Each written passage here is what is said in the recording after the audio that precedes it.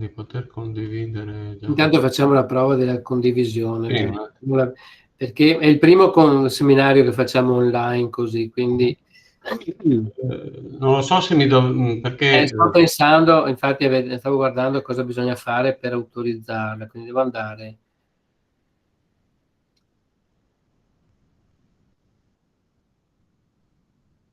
Giovanna, chiedo aiuto. Devi accendere il microfono, Giovanna, che non ti sento. Vediamo, allora dovrebbe essere possibile nelle opzioni sotto, presenta ora, dovrebbe esserci sotto allo schermo, vediamo se dobbiamo dare delle autorizzazioni. Questo sì, la dicitura è presenta ora, però dovrebbe esserci un condividi schermo,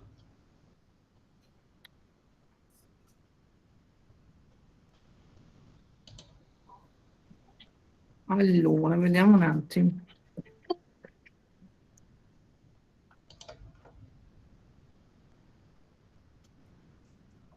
Allora io presenta ora sotto il tuo schermo interno, una finestra, una scheda, però dovrebbe averlo anche lei, dottor Mutinelli, no? Sì, Giusto? però io vedo lo schermo, quello che vedono tutti, ma non mi fa... Cliccando su presenta ora dovrebbe uscire il tuo schermo intero o una finestra o una scheda. Adesso forse. Eccola qua, perfetto. Dovrebbe provare invece dello schermo intero, provare a condividere una scheda. Vediamo. Una scheda, ok, vediamo. Oppure bisognerebbe aprire il file, come era Gerardo? Io ho già aperto la presentazione, io ce l'ho già aperta, il PowerPoint.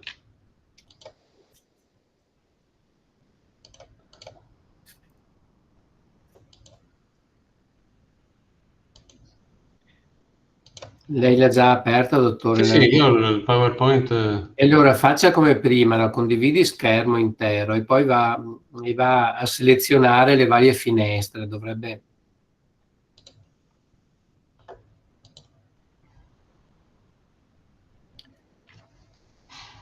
Franco Mutinelli sta presentando, io vedo però lo schermo e lei lì non riesce ad andare a scegliere la... no, dovrebbe... No, perché l'ho usato stamattina con un altro sistema.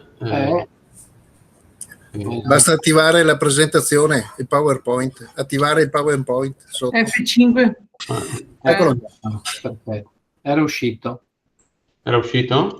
Sì, eccolo qua. Adesso è uscito. Lo vedete? Sì, lo vediamo. Ok, va bene, va bene. Bene. Allora lascio a lei, dottore. Va bene, grazie. Quindi le do la parola. Sì, poi quando volete fare una pausa, cosa mi avvisate, D'accordo. me lo dite, insomma, che io tanto parto quando desiderate, o anche se c'è qualche domanda, poi in corso d'opera, insomma, mi fermate volentieri. Sì. Bene, allora ringrazio per l'invito a partecipare a questa serata.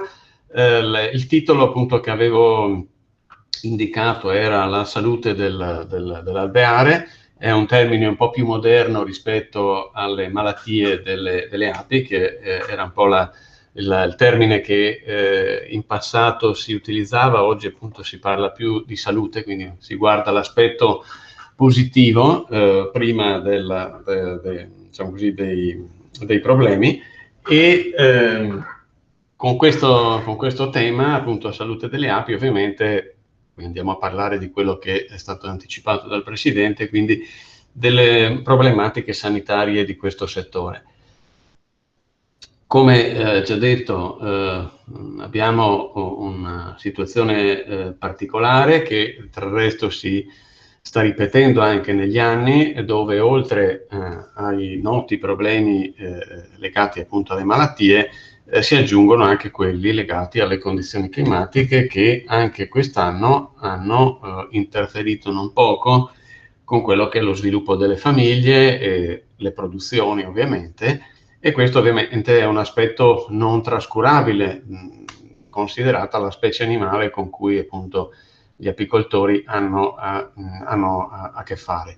E quando appunto parliamo di sviluppo delle famiglie, di forza delle famiglie, sono tutti, diciamo così, elementi che hanno una inevitabile ricaduta sullo stato generale di salute dell'alveare, e che spesso concorrono diciamo, a complicare la situazione, nel senso che alveari che si trovano in una non ottimale condizione di sviluppo, con risorse anche alimentari non adeguate, naturali ovviamente, mi riferisco a quelle naturali, ecco, sono tutti elementi che sicuramente concorrono a complicare la situazione, sicuramente a rendere più impegnativa l'attività degli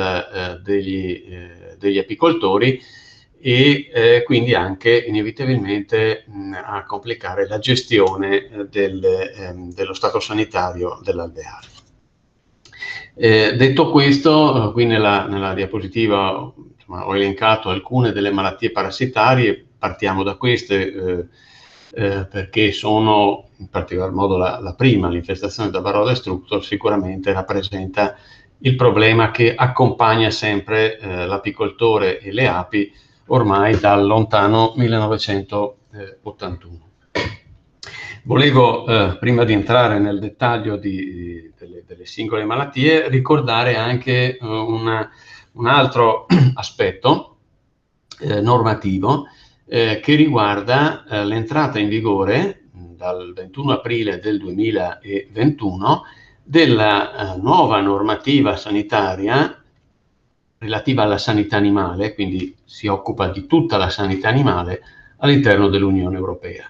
E con questo regolamento, che è il regolamento 2016-429, la Commissione Europea ha rivisto tutta la normativa in materia di sanità animale, raccogliendo in un unico documento, che è appunto questo regolamento, gli elementi fondamentali relativi alla sanità animale. Successivamente a questo regolamento poi sono stati emanati, e soprattutto negli ultimi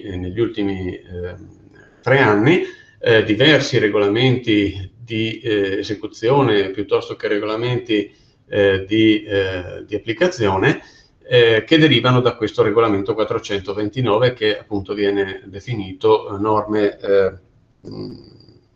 normativa di sanità animale.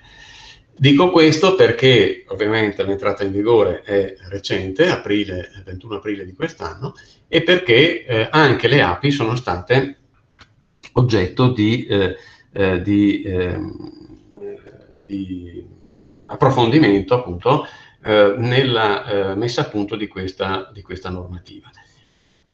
Di fatto cosa succede? Succede che gli Stati membri, e quindi anche l'Italia, dovranno adeguarsi alla normativa vigente, quindi recepire, rivedere le proprie norme in funzione di questo regolamento 2016-429 e dei successivi appunto che sono stati poi emanati.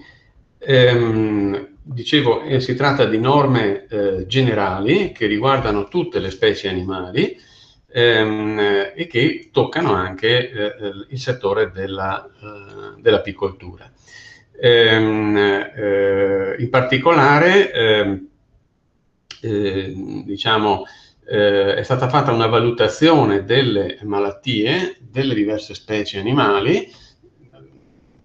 Nel nostro caso, appunto, sono state valutate le malattie note e sono state considerate in questo regolamento, nei regolamenti successivi, soltanto 4 malattie delle api. Infatti, ad oggi sono state definite come malattie di interesse per l'Unione Europea l'infestazione da varroa, la peste americana, la infestazione da etina tumida e l'infestazione da Tropilelaps.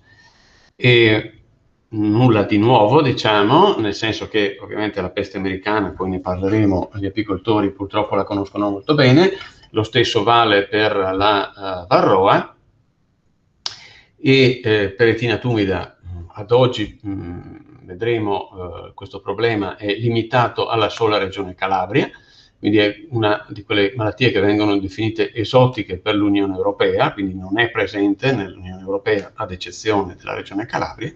E Tropilelaps è un'altra, è un acaro presente nel sud-est asiatico, non è presente in Europa. Perché solo 4 malattie sono considerate importanti? Perché sono quelle che hanno caratteristiche tali per cui la Commissione europea le ritiene importanti per l'intera Unione Europea. Non è che le altre malattie non siano importanti, ovviamente sono importanti nella gestione quotidiana, ma non hanno un impatto, una ricaduta tale su tutta l'apicoltura dell'Unione Europea. Dicevo, cosa cambia nella pratica? Che gli Stati membri dovranno appunto adeguare la propria normativa rispetto a questo regolamento 429. Nella pratica, in Italia, voi sapete che quando parliamo di malattie degli animali parliamo del regolamento di polizia veterinaria, approvato con un DPR del febbraio del 1954, che ovviamente nel tempo è stato aggiornato, non è che si sia fermato al 54, è stato aggiornato anche in termini di nuove malattie, no? Sono state aggiunte fra le malattie soggette a denuncia perché importanti la varroa nel 1981, poi etina tumida, Tropilelaps nel 2004. Quindi dovrà esserci un aggiornamento della normativa nazionale che dovrà ovviamente recepire quanto disposto dalla Unione Europea. E questa è un'operazione che è in corso d'opera e che vedremo come, diciamo, con quali documenti, con quali azioni, insomma, il nostro Ministero della Salute interverrà in questo senso.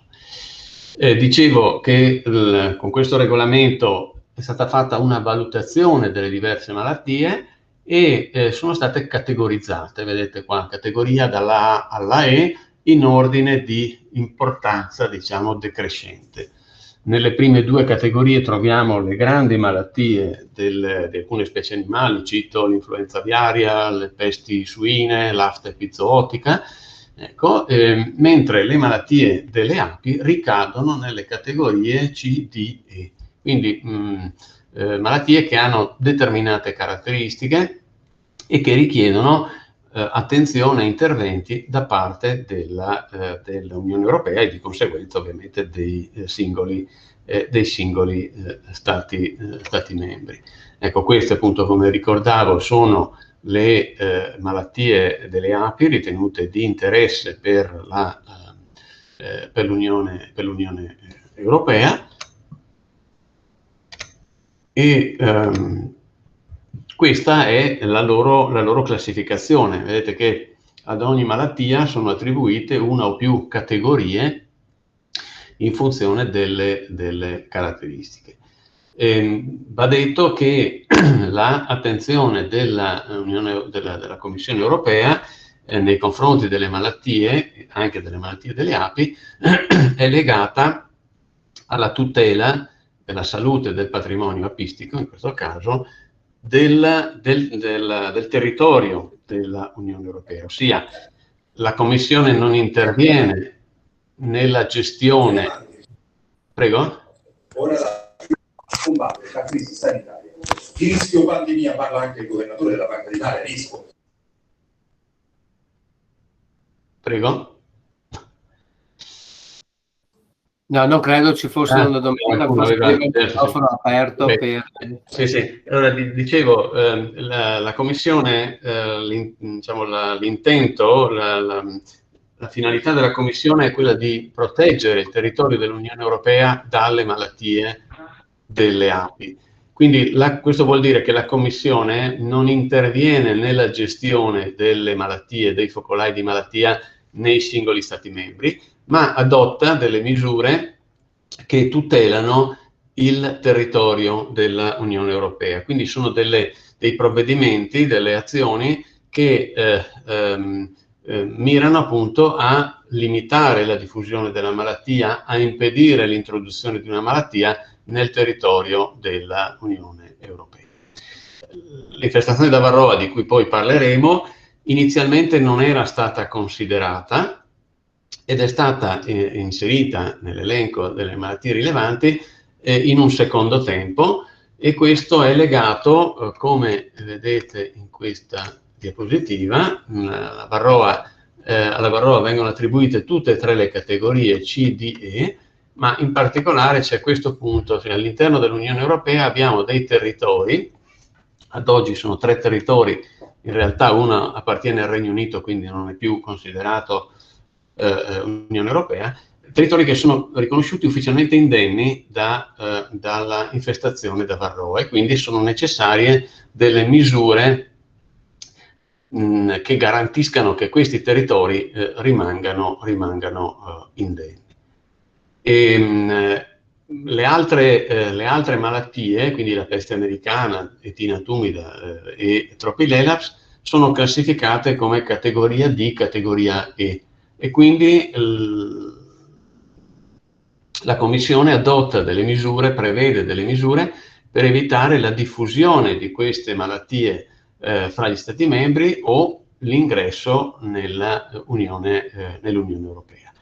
E ancora la categoria E, qui vedete che è necessaria una sorveglianza, quindi gli Stati membri devono garantire un'attività di sorveglianza che sostanzialmente deve assicurare che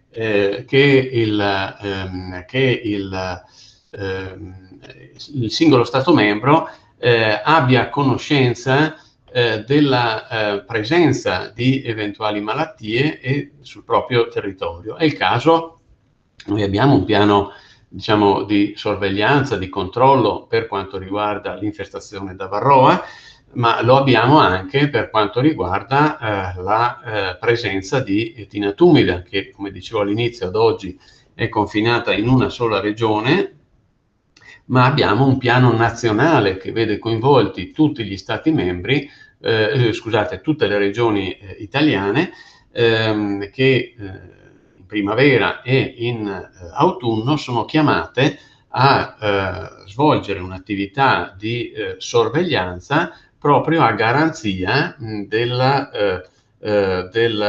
conoscenza della diffusione della diffusione o della non diffusione di questo coleottero sul territorio nazionale. Quindi questo per sottolineare come anche le api e le loro malattie sono diciamo considerate al pari delle altre specie animali e delle relative malattie. Ovviamente la Commissione ha già adottato degli specifici regolamenti che stabiliscono le regole per la movimentazione di api e materiale apistico all'interno dell'Unione Europea, quelli che vengono indicati come scambi, e anche delle regole per quanto riguarda la invece importazione, quindi la introduzione da paesi terzi, quindi al di fuori dell'Unione Europea, di api, proprio nell'ottica di prevenire la introduzione di eventuali malattie, parassiti, come ad esempio è il caso dell'etina tumida e del piccolo coleottero dell'alveare.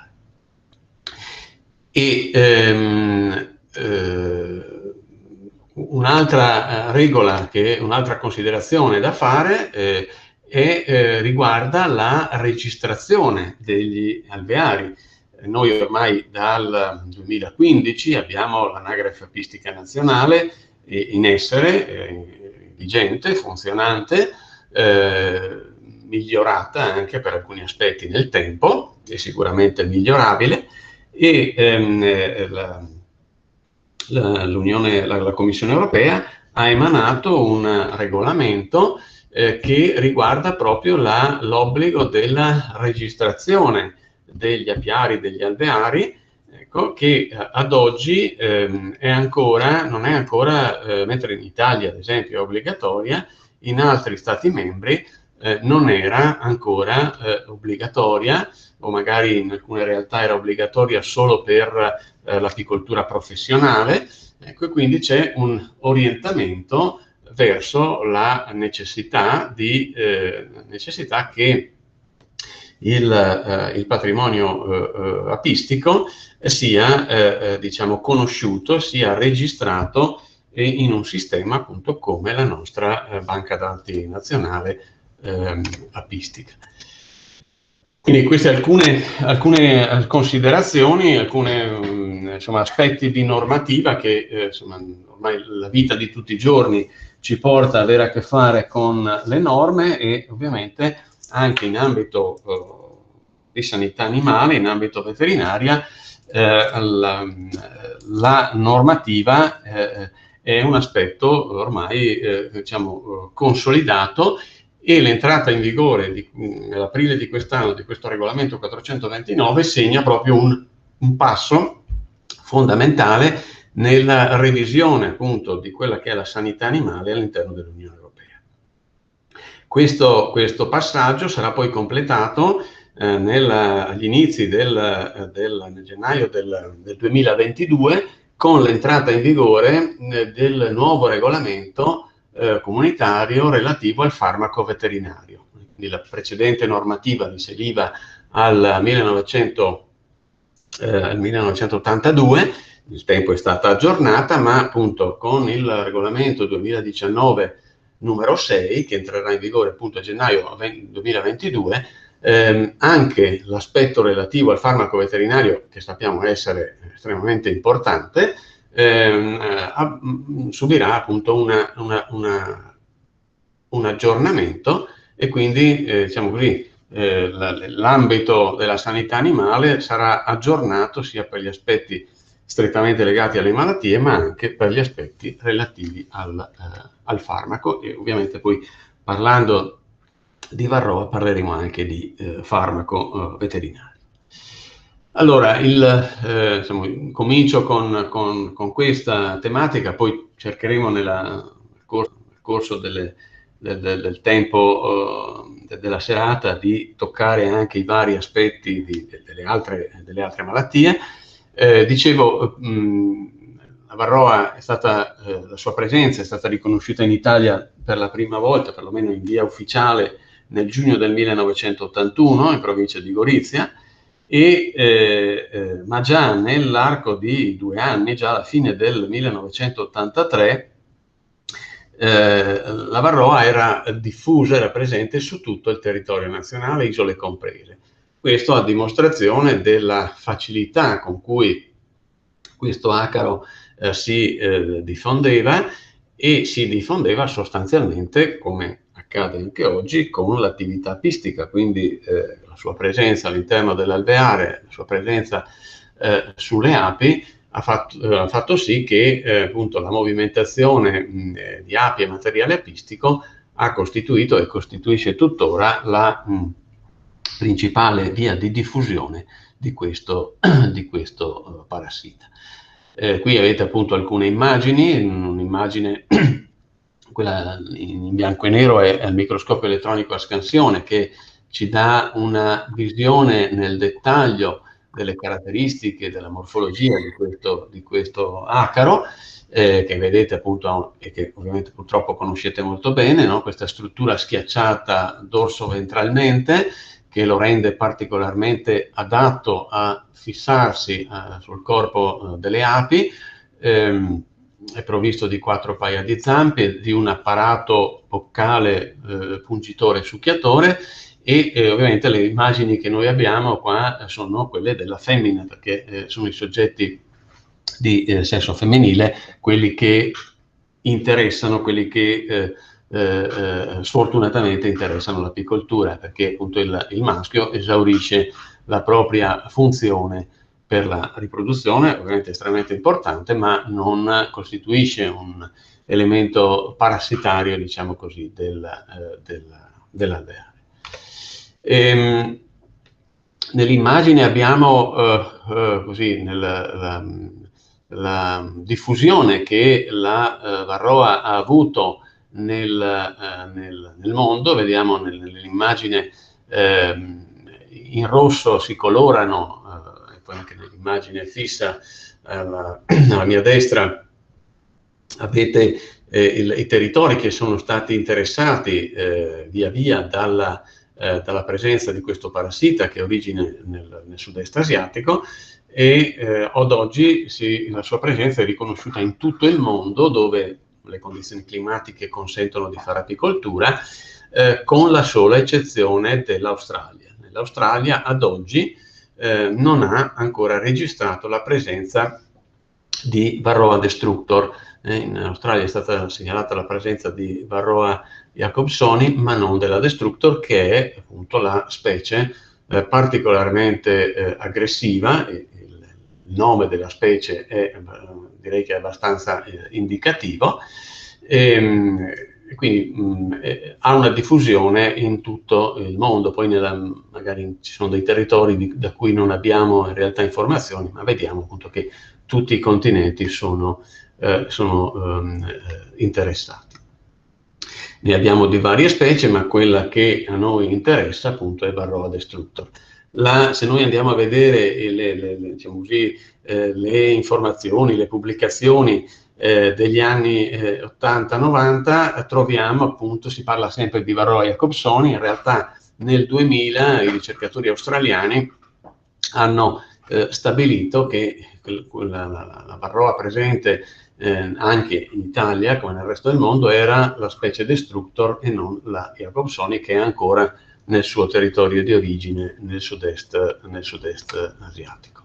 Dicevo appunto, la morfologia è diversa, il maschio e la femmina, e il maschio non è provvisto di un apparato buccale tale che gli consenta di alimentarsi di infestare, di alimentarsi sulle larve, sulla covata, piuttosto che sugli adulti.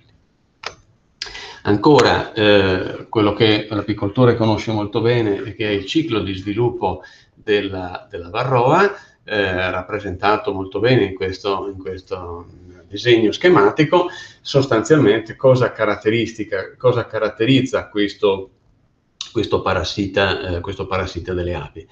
L'elemento caratterizzante è che il ciclo biologico di questo parassita avviene nella covata dell'ape, dove non solo può riprodursi, ma dove è anche protetto, perché fin tanto che la varroa si trova all'interno della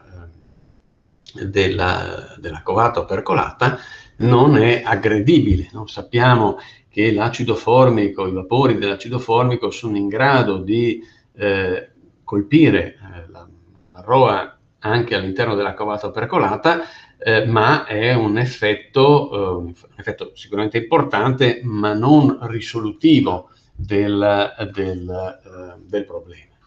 Quindi il ciclo avviene all'interno della covata. La varroa, lo vediamo anche in quest'altro schemino, la varroa entra all'interno della covata subito prima, all'interno della cella subito prima dell'opercolatura, si inserisce sul fondo della cella e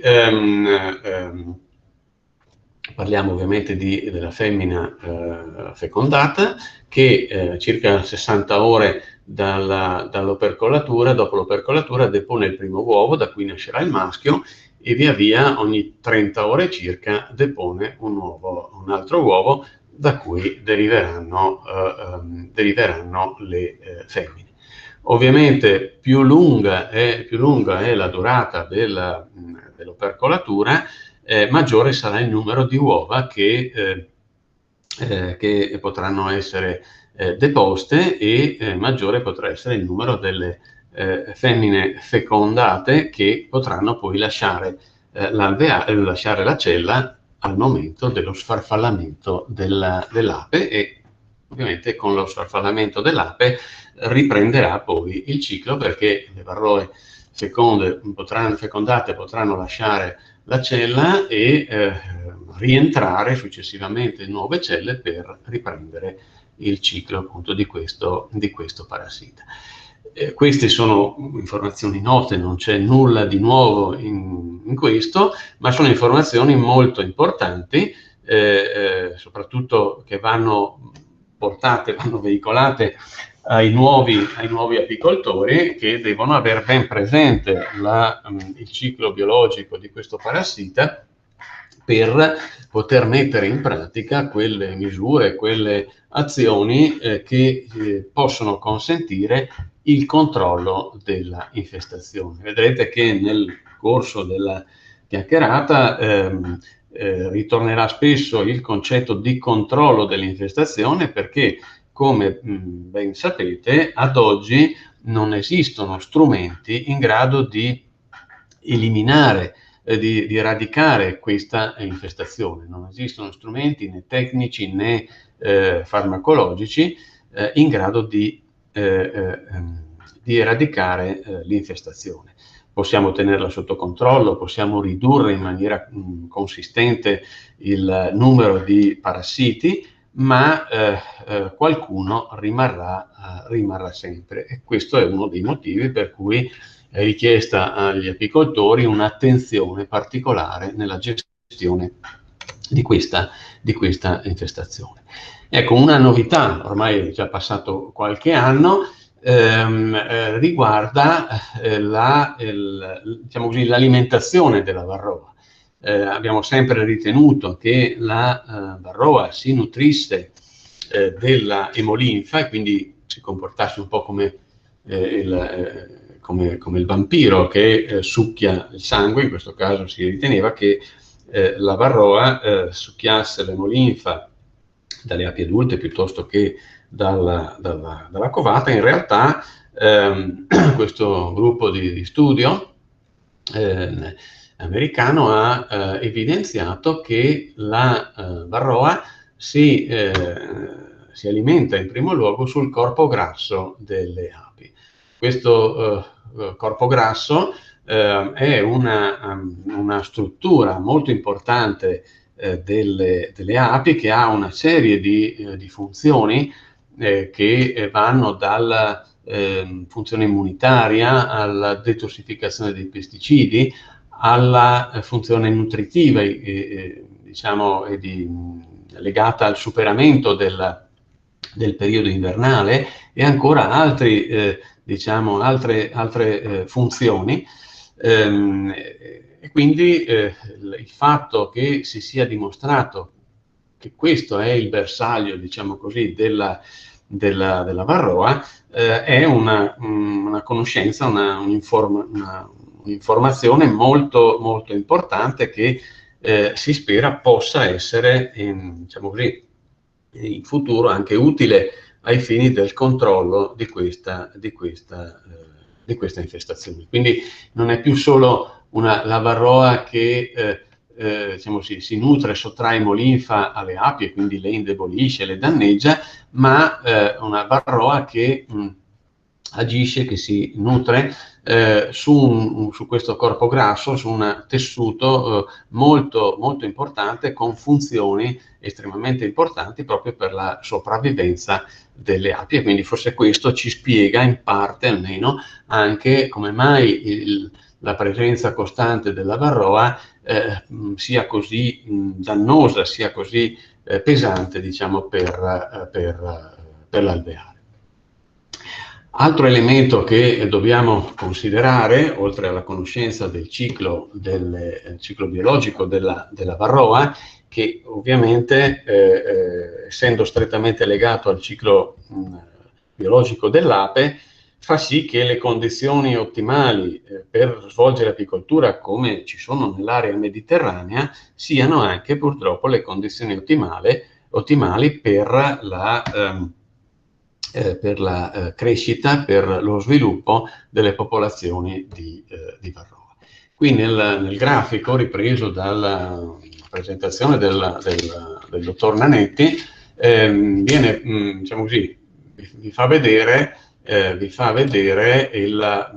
l'andamento stagionale della presenza della Varroa, più bassa verso l'autunno, poi c'è l'inverno, e poi che via via cresce con la ripresa della stagione, e questa linea verde tratteggiata che tende a salire all'infinito quando ci avviciniamo verso il periodo estivo, quindi la piena stagione attiva. Questo è quello che si ritiene accada, faccia, diciamo così, la popolazione della Varroa.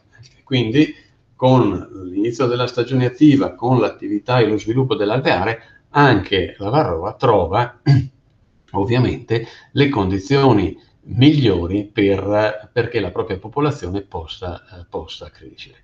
E quindi quando si parla appunto di piano, di linee guida, di programmi per il controllo dell'infestazione della Varroa, dobbiamo aver ben presente questa situazione. E si parla appunto di piani, di linee guida per il controllo della Varroa, proprio perché l'esperienza degli inizi anni 80 aveva chiaramente evidenziato che la gestione di questa infestazione non poteva essere, diciamo così, lasciata alla improvvisazione, lasciata un po' al caso, lasciata a quando l'apicoltore aveva tempo per seguire le api. Questo è stato un riscontro molto diciamo pesante per gli apicoltori, tant'è che nelle pubblicazioni, nei convegni della metà degli anni '80 si parlava ancora si diceva che erano necessari almeno 3 anni di presenza della Varroa prima che si manifestassero dei danni. Oggi questa è una cosa che, se leggiamo o sentiamo, fa sorridere, perché sappiamo che basta una stagione attiva senza interventi, senza diciamo così, il necessario impegno dell'apicoltore, perché le colonie inevitabilmente si spopolino fino addirittura ad azzerarsi in una sola stagione apistica. E quando appunto ancora negli anni io sono qui dal 1988, con ancora il dottor Yassara si era iniziato a parlare di programmi, lo si era fatto proprio perché era importante, perché questa era una malattia diversa rispetto a quello che gli apicoltori conoscevano o erano abituati a gestire, quindi era necessario programmare, e sulla base appunto di quello che era lo sviluppo dell'alveare e quello che era lo sviluppo della popolazione di questo parassita. E via via da allora il Veneto sicuramente è stata una delle prime regioni che si è mossa in questo senso, e via via poi è stata seguita da altre regioni, fino ad arrivare ai tempi più recenti, quando queste linee guida sono state dapprima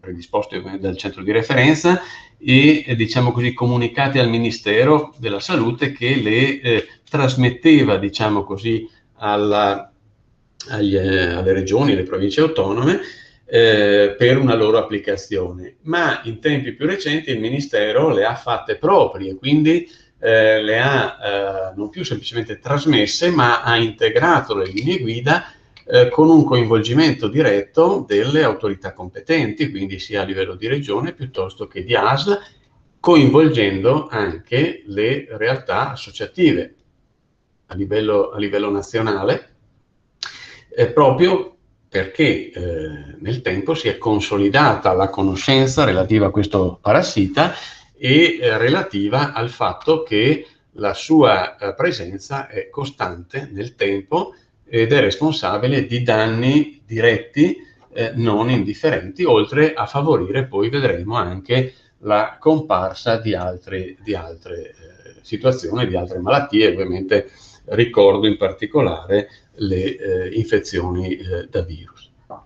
Altro elemento molto importante che è stato studiato ancora a suo tempo dal professor Milani a Udine, è il problema della reinfestazione, ossia io posso realizzare il miglior trattamento, il miglior intervento di controllo dell'infestazione, ma il mio alveare potrebbe ritrovarsi nuovamente infestato anche in maniera pesante nel giro di breve tempo. E qui appunto l'Università di Udine aveva fatto degli interessanti studi in quest'ambito, sottolineando come l'apicoltore deve realizzare in maniera appropriata gli interventi e avevano appunto anche confermato la necessità di questi interventi. Si parla di interventi contemporanei per zone territoriali, ossia è impensabile che tutti gli apicoltori di tutta l'Italia contemporaneamente realizzino gli interventi contro la varroa, ma è pensabile che per territori omogenei questo sia possibile, ovviamente con le necessarie o le dovute variazioni, ma questo deve essere il concetto che anima gli interventi per il controllo di questo parassita, in modo da creare dei momenti, in particolar modo vedremo nel periodo estivo e nel periodo autunnale, in cui il numero di parassiti presenti nell'alveare scenda effettivamente in maniera consistente. Ecco, qui diamo qualche numero, sono dei numeri teorici messi a tavolino, ma per dare un'idea di qual è il tasso di crescita delle varroe all'interno di un alveare. E il fattore di moltiplicazione della varroa è prossimo a 2, quindi 1,8, diciamo.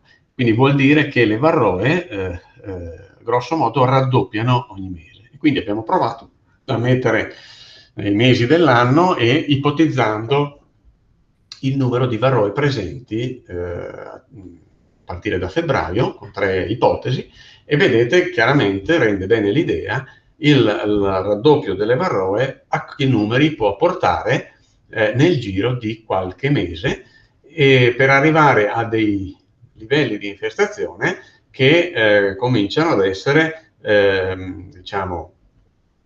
pesanti, importanti, quando siamo a giugno-luglio, a seconda della situazione, e sicuramente andando avanti quella linea verde che avevamo visto che cresce verso l'alto si traduce poi in numeri, in livelli di infestazione di questo tipo, che portano portano ad un momento di crisi per l'alveare. E altro elemento importante, non si diceva, la necessità di programmare, la necessità di non lasciare, diciamo così, al caso, al tempo, alla disponibilità di tempo, gli eventuali interventi. Perché? Perché quando noi nell'alveare abbiamo molte varroe, le api sono danneggiate, sono disturbate, e il danno arrecato dalla varroa, sia nella covata che sulle api adulte,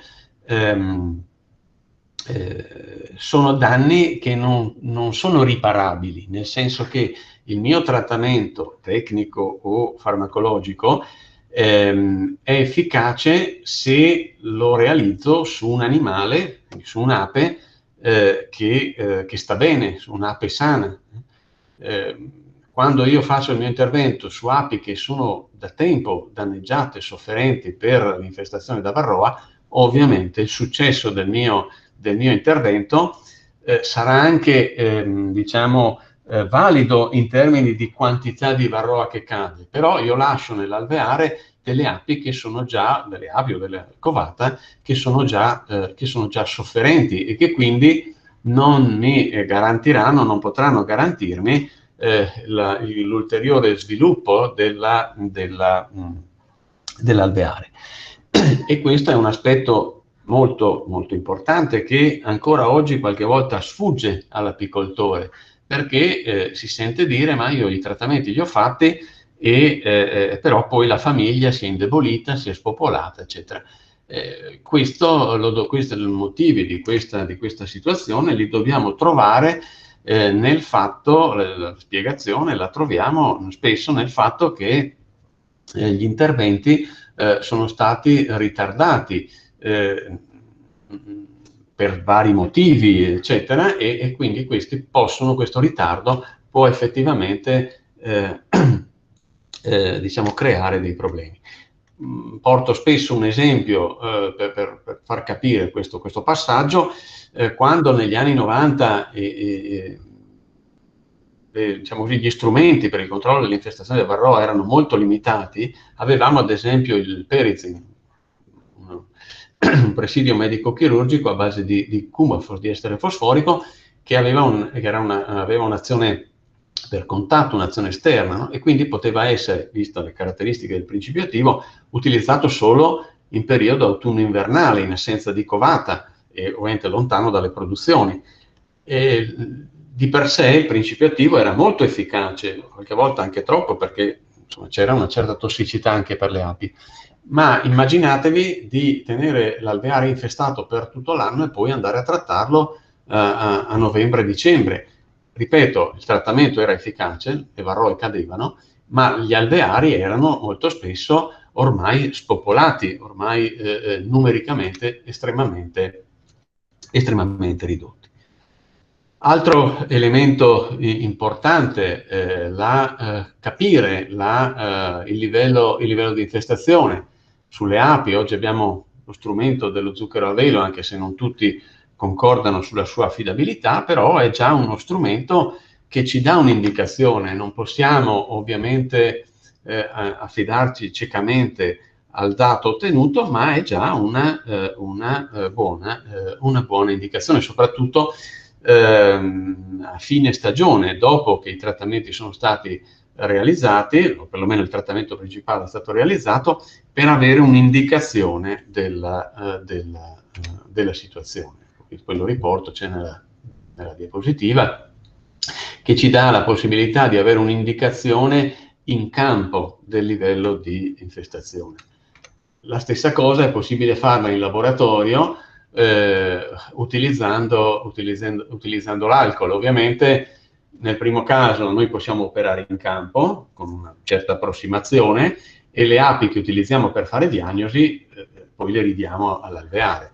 Nel caso del laboratorio ovviamente è sicuramente una metodica più precisa, ma in questo caso ovviamente le api devono essere soppresse e non possono ritornare all'alveare, quindi c'è un impatto sull'alveare non trascurabile. Ancora è spesso cercato di definire quando è opportuno trattare, qual è il livello di infestazione che ci fa scattare, diciamo così, l'allarme. Oggi noi indichiamo sostanzialmente 2 momenti dell'anno per l'intervento. Questo è quello che è riportato anche nelle linee guida nazionali, che, attenzione, non vuol dire che bisogna trattare 2 volte e basta. 2 volte sono gli interventi, chiamiamoli canonici, fondamentali, quello estivo, dopo la smielatura principale, che è l'intervento che previene quella esplosione del numero di varroe all'interno dell'alveare che metterebbe a rischio la sopravvivenza dell'alveare. E l'altro invece, come ben sapete, è quello, diciamo così, autunno-invernale. Siamo dopo la fine della stagione, in assenza o ridotta comunque presenza di covata. Quando uso il termine assenza di covata, so bene che gli andamenti stagionali diciamo così, hanno ridotto l'assenza di covata a un gennaio-febbraio, ecco, se va bene, che quindi in autunno-inverno abbiamo ancora presenza di covata, ma ecco, va inteso come ridotta presenza di covata. Ed è l'intervento, diciamo, che dovrebbe essere il più, tra virgolette, semplice, perché siamo in assenza di covata o in ridotta presenza di covata, quindi le varroe sono presenti sulle api, sono esposte al trattamento che andiamo a realizzare.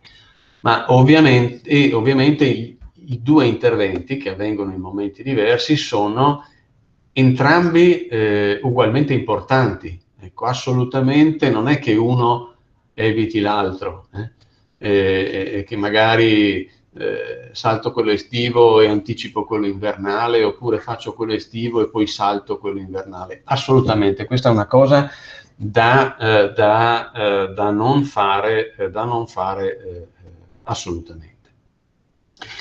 Dicevo almeno due, nel piano ho indicato almeno due interventi, proprio perché sono i due momenti fondamentali in cui l'apicoltore deve necessariamente intervenire. Poi ci sono situazioni particolari in cui, soprattutto magari a fine estate, è necessario intervenire ulteriormente. Ovviamente qui è la mano e l'attenzione, l'occhio dell'apicoltore che deve tener conto di questa situazione. Dei problemi dei cambiamenti climatici abbiamo accennato, e ovviamente ci sono una serie di elementi che vanno a diciamo così, interferire con la normale attività delle api, sia in termini di risorse di nettare e di polline, di fioriture che magari rispetto al passato durano meno e sono meno redditizie in termini di attività di bottinatura delle api, e che quindi mettono in difficoltà le api da un lato e ovviamente l'apicoltore che le gestisce dall'altro. Quando parliamo di varroa, dicevo, la varroa è in grado di creare danni alla colonia. Qui ho riassunto diciamo così, alcuni elementi ben noti, ovviamente non voglio insegnare nulla, l'apicoltore purtroppo si è abituato o conosce, insomma, alcune delle alterazioni. La varroa è considerata sostanzialmente una malattia della covata e quindi è nella covata che ci sono i danni maggiori, tant'è che appunto anche le situazioni come quella dell'immagine nella diapositiva, nell'ape con l'addome accorciato, con le ali non sviluppate, sono la conseguenza dell'azione di danneggiamento che la varroa svolge all'interno della covata durante lo sviluppo appunto dell'ape. Quindi è una malattia della covata, si manifesta anche non solo con i sintomi che abbiamo appena detto, ma anche con una presenza di una covata irregolare, con covata morta, e poi via via venendo a mancare il ricambio all'interno dell'alveare, con una progressivo spopolamento dell'alveare stesso. Ecco, quindi va detto che capita spesso di ricevere anche dei campioni come quelli che vedete nell'immagine, con della covata irregolare, con delle larve morte, e non sempre si pensa alla varroa, si pensa ad altre malattie, che poi vedremo ovviamente più note della covata, come le pesti, non sempre ci si ricorda che questo parassita è sempre presente nell'alveare, quindi è sicuramente responsabile di buona parte delle alterazioni che l'alveare, diciamo così, può manifestare. E quindi ovviamente richiede che allo stesso si dedichi particolare attenzione. Quando parliamo di varroa, io ho già citato più volte interventi, trattamenti di tipo tecnico, trattamenti di tipo farmacologico, e ovviamente il controllo dell'infestazione da varroa oggi è principalmente questo, oltre ovviamente a mantenere delle famiglie forti, omogenee fra di loro, ma ovviamente ci sono anche altri aspetti, come quello che ho indicato qua in questa diapositiva, con un lavoro ormai che risale al 2010, dove si parlava di diciamo così, di selezione per la resistenza delle api nei confronti della Varroa destructor, qua dei colleghi tedeschi, dei colleghi francesi che da tempo si occupano di questo, che studiano in quest'ambito, e ovviamente sicuramente questo è un aspetto molto importante, molto interessante, che però ad oggi non ha ancora, diciamo, non ha ancora prodotto i risultati che tutti spererebbero di poter avere, ossia avere delle colonie di api con comportamenti tali da poter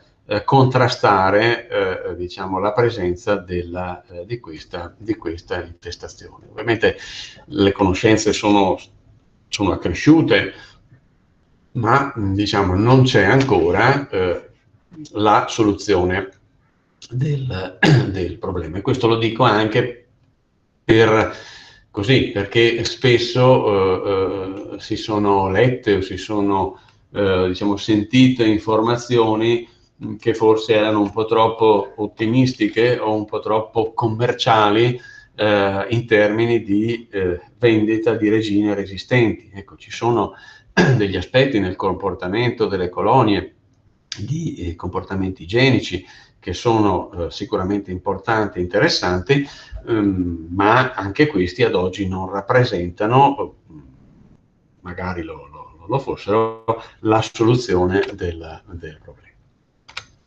Ecco, qui riporto una nota del Ministero della Salute, ho già accennato, appunto il protocollo di trattamenti, piano di controllo dell'infestazione della Varroa. Ormai da anni il Ministero della Salute lo fa proprio e lo trasmette alle autorità competenti e, dicevo, l'ha fatto proprio, quindi non più semplicemente una trasmissione di un elenco di interventi o di tecniche, ma anche un coinvolgimento diretto dei servizi veterinari, degli istituti zooprofilattici, nell'ottica anche della farmacovigilanza veterinaria. Abbiamo parlato prima di regolamento comunitario del farmaco, e questo è un aspetto molto importante. Tutti sentiamo parlare di antibiotico resistenza, quindi di antibiotici che non sono più efficaci, o meglio di batteri che hanno sviluppato la resistenza nei confronti di antibiotici e di conseguenza poi quando c'è l'esigenza di utilizzarli ci si trova spiazzati. Quindi anche il mondo apistico ha vissuto questa esperienza. Ricordiamo all'inizio degli anni 90 la farmacoresistenza nei confronti dei piretroidi, fluvalinate in particolare, ma poi sono stati interessati anche l'Amitraz piuttosto che gli esteri fosforici, quindi è una tematica che interessa anche il nostro ambito, quindi è importante che il farmaco, perché oggi quando parliamo di lotta alla Varroa parliamo di farmaco veterinario e non sono prodotti chimici, non sono presidi, non sono eccetera, sono farmaci, si tratta di farmaco veterinario a tutti gli effetti, anche se, come sappiamo, non è necessaria la ricetta medico-veterinaria, non ci sono tempi di sospensione se non per l'Amitraz, ma non ci sono, scusate, tempi di sospensione se non ci sono limiti massimi residuali solo per gli esteri fosforici e per l'Amitraz, ecco, ma si tratta appunto di farmaco veterinario e quindi ovviamente ricade nell'ambito della farmacovigilanza che è in capo appunto ai servizi veterinari delle ASL.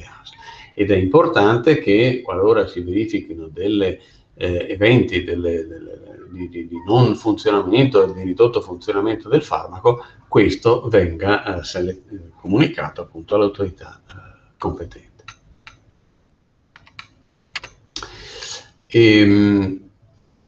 Avevo accennato al protocollo dei trattamenti. Vabbè, qui ci sono dei passaggi relativi alle norme tuttora vigenti, che vi restano poi nella presentazione che vi faccio avere.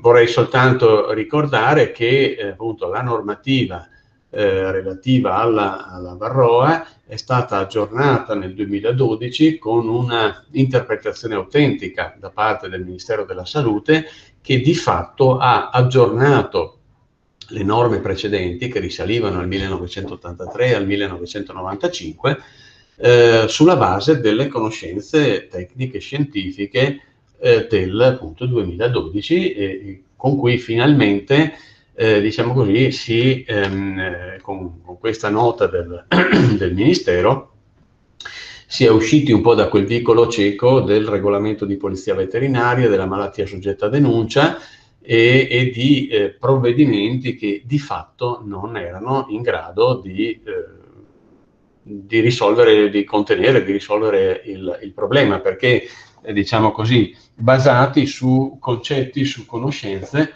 ormai chiaramente superate e non più al passo con i tempi.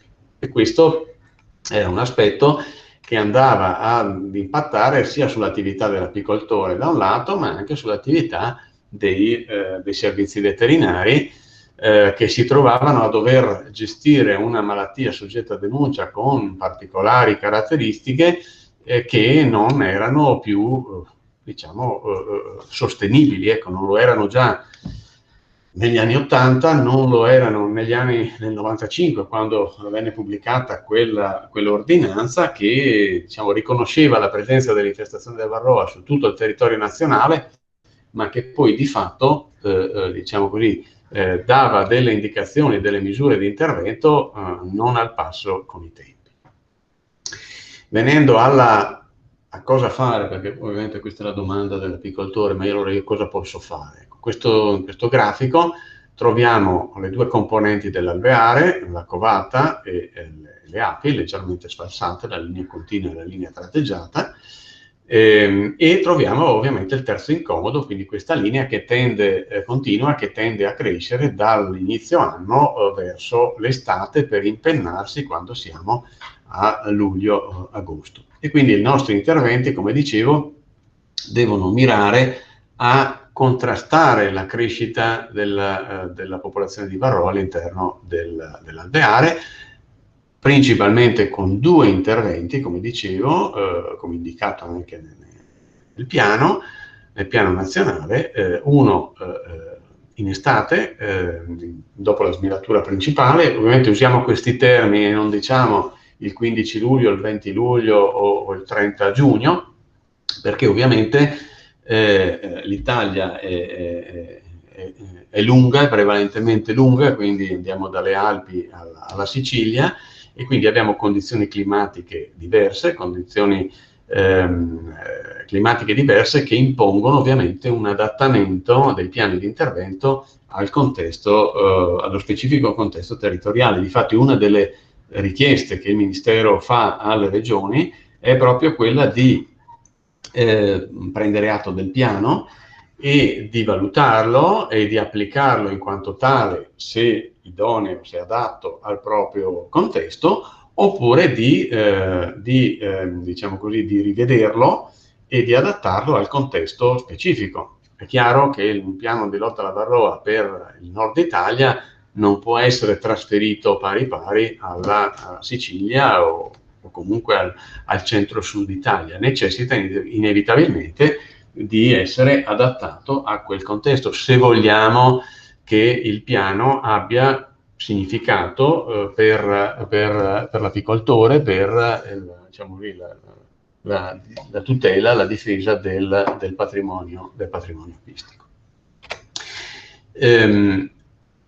Questa diapositiva la faccio vedere per fare la panoramica di quelli che sono i farmaci oggi disponibili per il controllo di questa infestazione. Ovviamente non è un'incitazione al trattamento. Abbiamo detto che gli interventi tecnici e farmacologici sono necessari, da soli, in combinazione, poi lo vedremo, ma oggi questi sono gli strumenti dal punto di vista del farmaco veterinario che sono disponibili. Qui avete appunto le immagini e poi l'elenco di tutti i nomi commerciali dei diversi farmaci. Ovviamente va fatta una considerazione, non è che sono 15 farmaci e io posso utilizzare indipendentemente uno, l'altro o quell'altro. Ovviamente nel mio elenco sono raggruppati in funzione del principio attivo e, come ben sapete, a seconda del principio attivo, a seconda della formulazione del farmaco, potrò applicarlo in diversi momenti dell'anno o in diverse condizioni di sviluppo dell'alveare. E quindi rapidamente, perché sono ovviamente cose che conoscete, i primi 3 hanno come principio attivo il timolo, e quindi parliamo di un farmaco evaporante che trova la sua collocazione ovviamente in periodo diciamo in cui le temperature consentono questa evaporazione.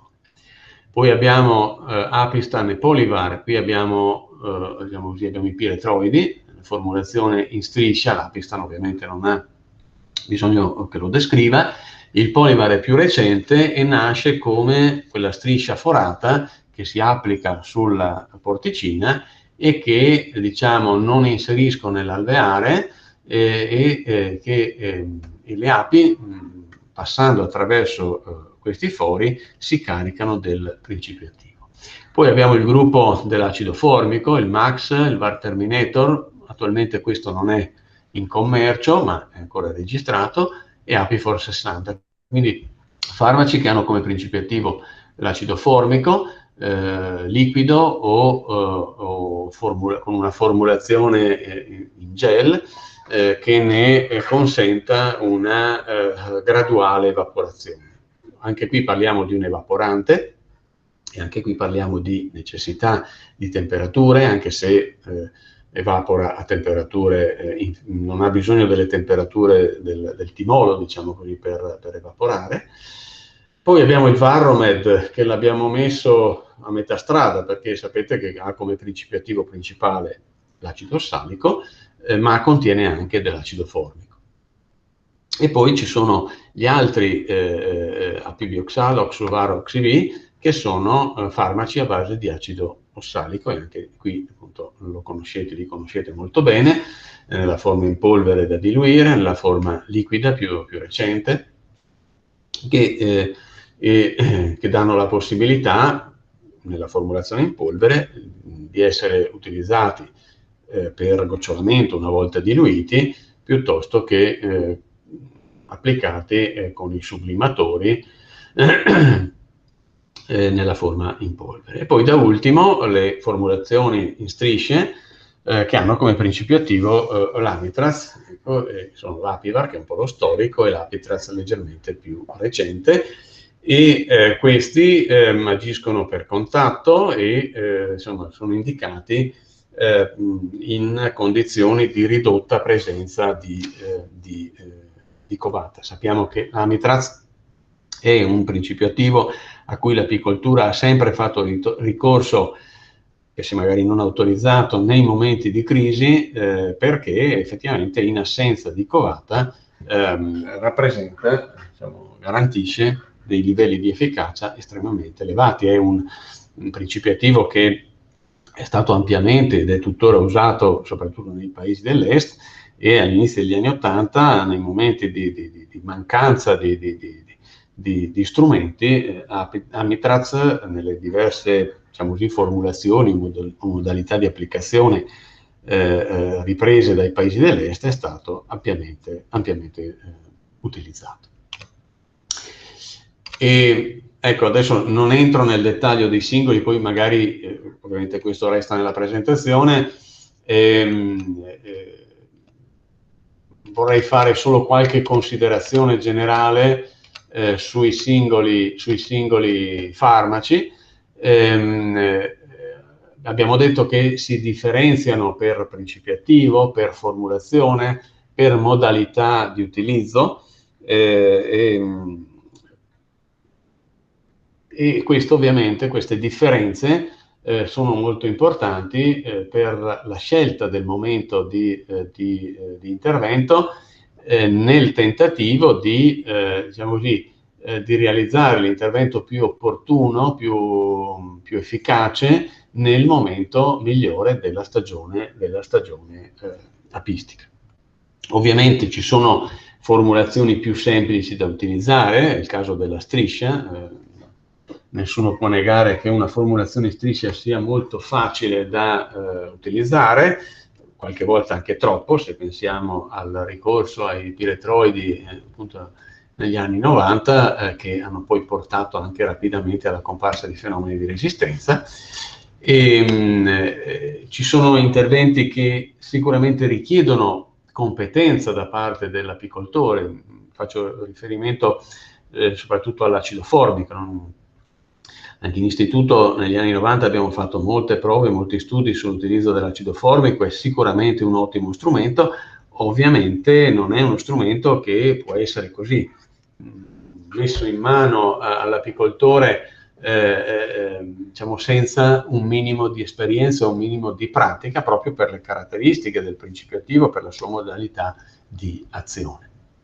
Altro elemento, dicevo, gli interventi per la lotta alla varroa devono essere programmati, non possono essere improvvisati, e l'altro elemento che la storia ci insegna, non si deve diciamo così, cedere al tentativo di una rincorsa di trattamenti. È necessario programmare in base alle proprie forze, in base al proprio, diciamo così, patrimonio, alle colonie che si gestiscono, e programmando si può stabilire la tipologia di intervento e si può combinare, come appunto indicato nella diapositiva, anche l'intervento di tipo tecnico, biotecnico, come lo vogliamo chiamare. Qui avete l'immagine del confinamento della regina, seguito dal trattamento farmacologico. Questo è un intervento che inizialmente sembrava molto complesso e in realtà nel giro di poco tempo è diventato uno strumento molto importante, apprezzato e utilizzato dagli apicoltori, anche in realtà apistiche, professionali. Sostanzialmente in questo caso si realizzano in periodo estivo le condizioni di assenza di covata che potremmo avere in periodo autunno-invernale, e quindi si creano le condizioni ottimali per intervenire con un farmaco appunto come possono essere quelli a base di acido ossalico. Anche qui c'è stata poi un'evoluzione dal confinamento della regina nelle gabbiette molto piccole al confinamento della regina invece sul favo, come vedete nelle immagini, in una condizione che assicura alla regina lo svolgimento della propria attività, quindi continua a deporre, quindi svolge anche la sua funzione di governo, di coordinamento dell'alveare, ma limitatamente al favo dove è confinata, favo che appunto a termine del periodo di confinamento, dei 21-25 giorni a seconda dell'impostazione, viene eliminando anche la varroa che è presente in questo.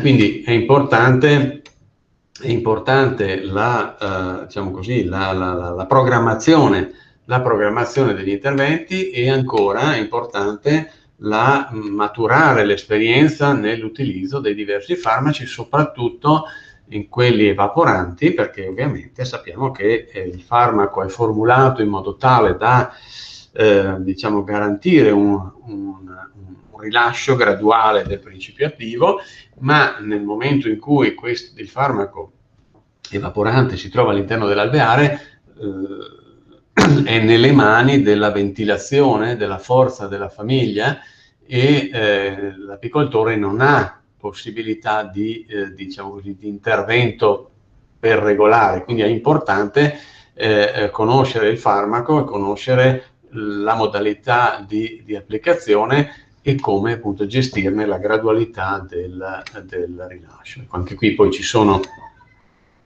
i farmaci indicati per, in questo caso, il periodo di assenza di covata, una scheda per ogni, una o più schede per ogni farmaco, che riassume le informazioni che vengono fornite nel foglietto illustrativo. È importante, qui lo sottolineo, quando si parla di farmaco, che l'apicoltore legga le istruzioni per l'uso del farmaco, in modo che sia padrone del farmaco che sta utilizzando, perché ovviamente nel foglietto illustrativo la casa produttrice, che è responsabile di quanto produce e commercializza, dà le indicazioni utili, necessarie e utili per un'appropriata applicazione del farmaco stesso.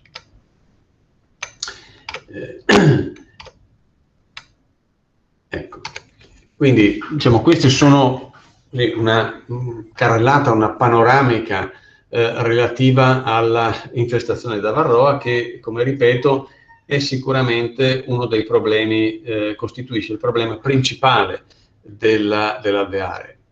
Qualcuno dirà sì, ma ci sono anche tanti altri problemi. Sicuramente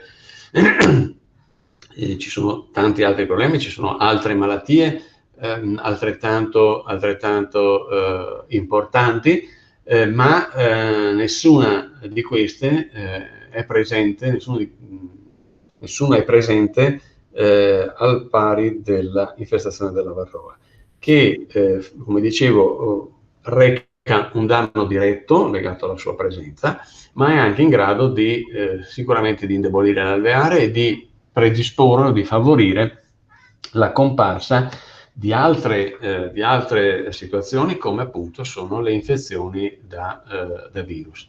E qui sottolineo il fatto che ad oggi non abbiamo alcuno strumento per il controllo delle infezioni virali. Premetto che gli unici farmaci autorizzati in Europa, non solo in Italia, per le malattie delle api sono quelli che riguardano l'infestazione da varroa. Non esistono altri. Dottor Mutinelli, prego. Io direi che se anche quando ha concluso sulla varroa, se facciamo 10 minuti di pausa, che perché l'abbiamo tenuto tutti attaccati con grande attenzione all'intervento. L'abbiamo fatta parlare un'ora e mezza, per cui mi sento un po' in colpa. No, assolutamente non si preoccupi, io posso andare avanti, non ho problemi. Chiudo, sottolineo solo una cosa, appunto, che dicevo, non abbiamo strumenti per il controllo delle infezioni virali. Sappiamo che i virus sono presenti nelle api sane, sono presenti tranquilli in forma cosiddetta quiescente, e in determinate condizioni sicuramente l'infestazione da varroa, forte infestazione da varroa, può rappresentare un fattore scatenante che ne determina la replicazione e ovviamente poi la comparsa di danni legati ai virus. E, purtroppo, visto che la situazione è questa, è importante, è ancora più importante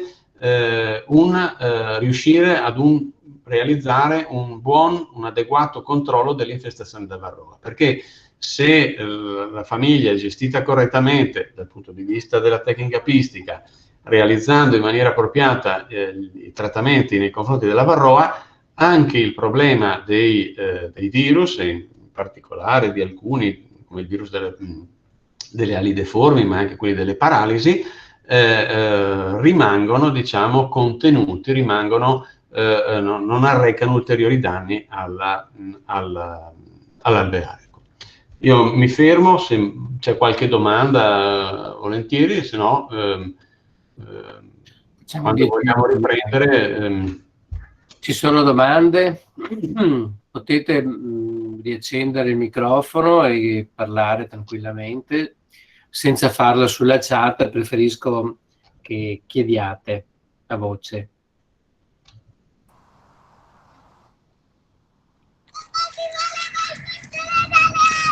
Buonasera a tutti e buonasera dottor Motinelli, grazie per l'intervento.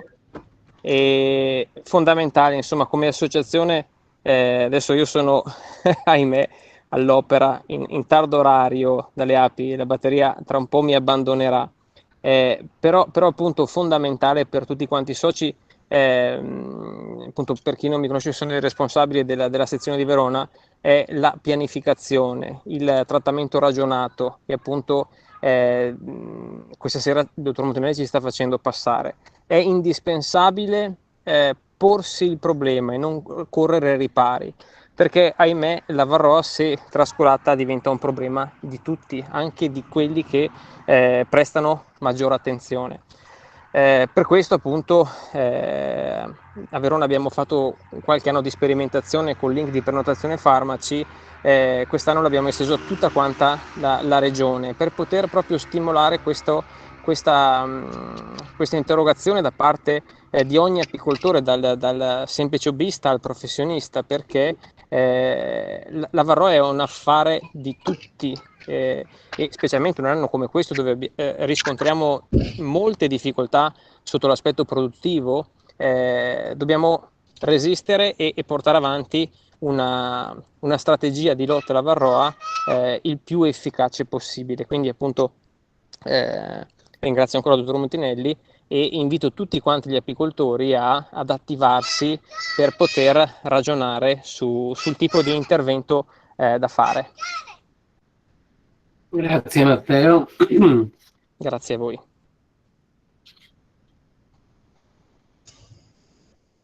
Bene, allora, se non ci sono altre domande, ma se volete le facciamo anche dopo al termine della relazione del dottor Montinelli, io farei 10 minuti di pausa.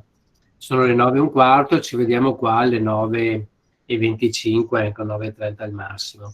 Se restate collegati oppure vi ricollegate come ne volete. E così facciamo un attimo di break. Grazie a tutti per l'attenzione.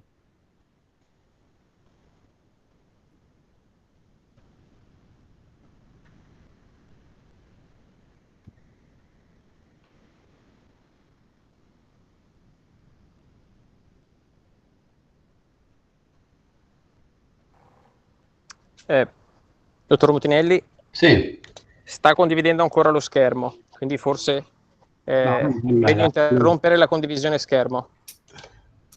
Beh, ma poi... Okay. No, c'erano delle mail, ecco, magari dati sensibili. No, beh. Per il garante della privacy, ovviamente. Ho fatto un corso per i veterinari organizzato dalla Commissione europea sulla normativa sanitaria, sull'importazione di api, eccetera. Bene. Come va? Come stanno le api? Allora, le api bene, gli apicoltori un po' meno, ecco, però insomma diciamo che sono venute meno le attese produttive importanti, ecco. Diciamo che gli hobbisti soffrono, ma meno chi invece ci deve campare, chiudere dei bilanci a fine anno è un po' più in sofferenza. Certo. Quindi e la regione mi ha comunque detto che stanno seriamente, anche su indicazione del Ministero, valutando queste ipotesi di un ristoro, ma per chi commercializza, ecco, non per chi fa autoconsumo. E stanno valutando mancata produzione, stanno valutando anche quante risorse mettono a disposizione. Vediamo. No, quello diventa indispensabile per chi vive di miele ed è giusto che come associazione, ma insieme alla Consulta e tutti quanti, si faccia il possibile per poter provare a ottenere qualcosa. Ecco. Dottor Montinelli, il vero problema è stato e la mancanza della caccia e anche del grassacco ha veramente indebolito le api per le fasi successive, perché pur alimentandole in quel periodo, perché morivano di fame, abbiamo assistito a sciamature continue fino al mese di giugno, cosa che non succedeva assolutamente prima, cioè a maggio con la fioritura della caccia le api poi si tranquillizzavano. Quest'anno invece le sciamature sono andate avanti fino a giugno, anche fine giugno, e soprattutto api molto deboli. È una cosa che non avevo mai visto, stanche, cioè proprio non uscivano neanche, ho poca voglia di uscire dall'alveare, è incredibile. E quindi ne ha rimesso, ecco, con il tiglio sono un po' ripartite e quelle più forti sono riuscite a produrre anche il miele di tiglio, ma una buona parte invece, anche con la fioritura del tiglio, i melari erano vuoti. Sì, sì. Sì, quello che raccoglievano lo consumavano anche. Ma prima soprattutto dovevano riempirsi nel nido sotto, cioè no, certo. erano talmente vuote che quello che producevano, esatto, lo consumavano. Ma è proprio, le vedevi stanche, cioè non il volo che c'era ogni anno, no, la frenesia di uscire a raccogliere nettare, proprio stanche, ferme, indolenti quasi, quindi una cosa che non avevo mai visto. Allora, un anno drammatico. E poi vediamo con la Varroa cosa. Bisognerebbe rendere obbligatorio il trattamento, che lo è di fatto secondo le linee guida, ma riuscire a fare in modo che tutti lo facessero nel periodo corretto, in maniera da non infestarci uno con l'altro, perché poi questo è il vero nodo. Però è ancora sottovalutata, sa? Sì, secondo me è ancora sottovalutata, e quando magari si fanno i discorsi che ho fatto anch'io qua, sottolineando la sua importanza, e che tante volte andiamo a pensare chissà a quale evento, e invece molto più semplicemente, insomma, la presenza della Varroa ci spiega molte cose. La risposta è ancora, ecco, non riuscite a capire cos'è, date sempre la colpa alla Varroa. In realtà il ruolo, il peso che la Varroa ha sull'alveare è notevole. Tanti spopolamenti, adesso poi magari parleremo un po' di nosema, eccetera. Sicuramente che il nosema concorre, però appunto quando a settembre ci si trova con gli alveari diciamo, ridotti numericamente in termini di api o spopolati, eccetera, Nosema concorre, fa la sua parte, ma comunque la Varroa ha già fatto la sua quota, la sua parte di danno, ecco, quindi è un aspetto che va considerato in maniera appropriata, insomma, adeguata. Ecco.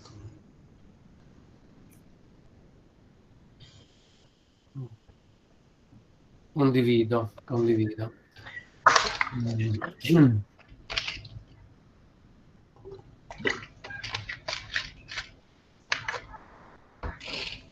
Ho visto recentemente un alveare che era a fianco dei miei, di un amico, che sembrava quasi peste americana, ma non lo era, non aveva le caratteristiche, però le larve, molte larve morte all'interno delle celle, appena l'alveare si era indebolito, no? Quindi, e sono i virus che porta la Varroa, gli micidiali la Varroa.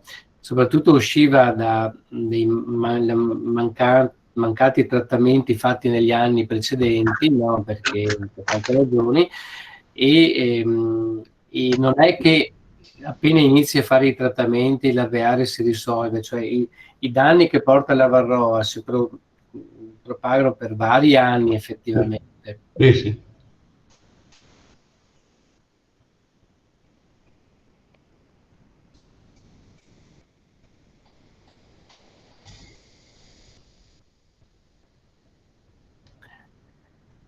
Invece per chi è collegato, che secondo me il convegno è aperto a tutti giustamente, per cui è libero, però volevo anche dire due cose a chi è rimasto in linea, intanto che facciamo un po' di break, ma ne approfitto, poi magari lo ripeterò dopo.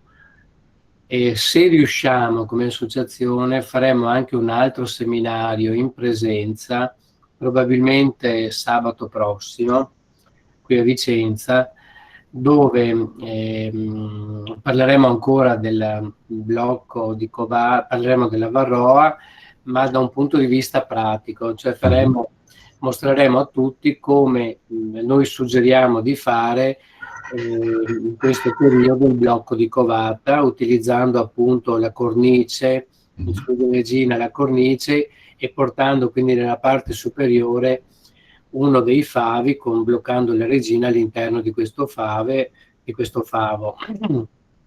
per poi fare appunto il trattamento con lo salico gocciolato e liberare la regina. Allora, siccome è un metodo semplice, non costoso, diverso dall'ingabbiamento, ecco, all'interno del favo, comprando la rettina per bloccare nel favo la regina, oppure quello della gabbietta, è un metodo che suggeriamo proprio perché è meno costoso, però lo faremo vedere praticamente a tutti quelli che vogliono partecipare a questo seminario, ma siccome queste cose, vederle online è un po' diverso dal vederle praticamente, faremo un seminario in un apiario in presenza, e penso appunto sabato prossimo, sempre libero e gratuito, tutti quelli che vogliono partecipare. Ci sarà Francesco Campese, uno dei nostri apicoltori, ecco, che preparerà questo. Dopodiché, dottor Mutinelli, le farò qualche foto di questo metodo, così lo aggiunge alle slide come ulteriore meccanismo, perché ho visto che lei aveva messo appunto quello del blocco nella gabbietta, sì, e il blocco con il favo. Il favo, certo. Quello di Campese ce l'ho perché a suo tempo ero stato in Germania a fare una presentazione e Campese mi aveva fornito un po' di foto del suo metodo. Sì, sì, sì. È molto pratico, molto... Certo. E consente di portare all'eliminazione anche il favo più vecchio, perché dopo ovviamente vanno eliminati, quindi... però è molto, molto pratico effettivamente e funzionale.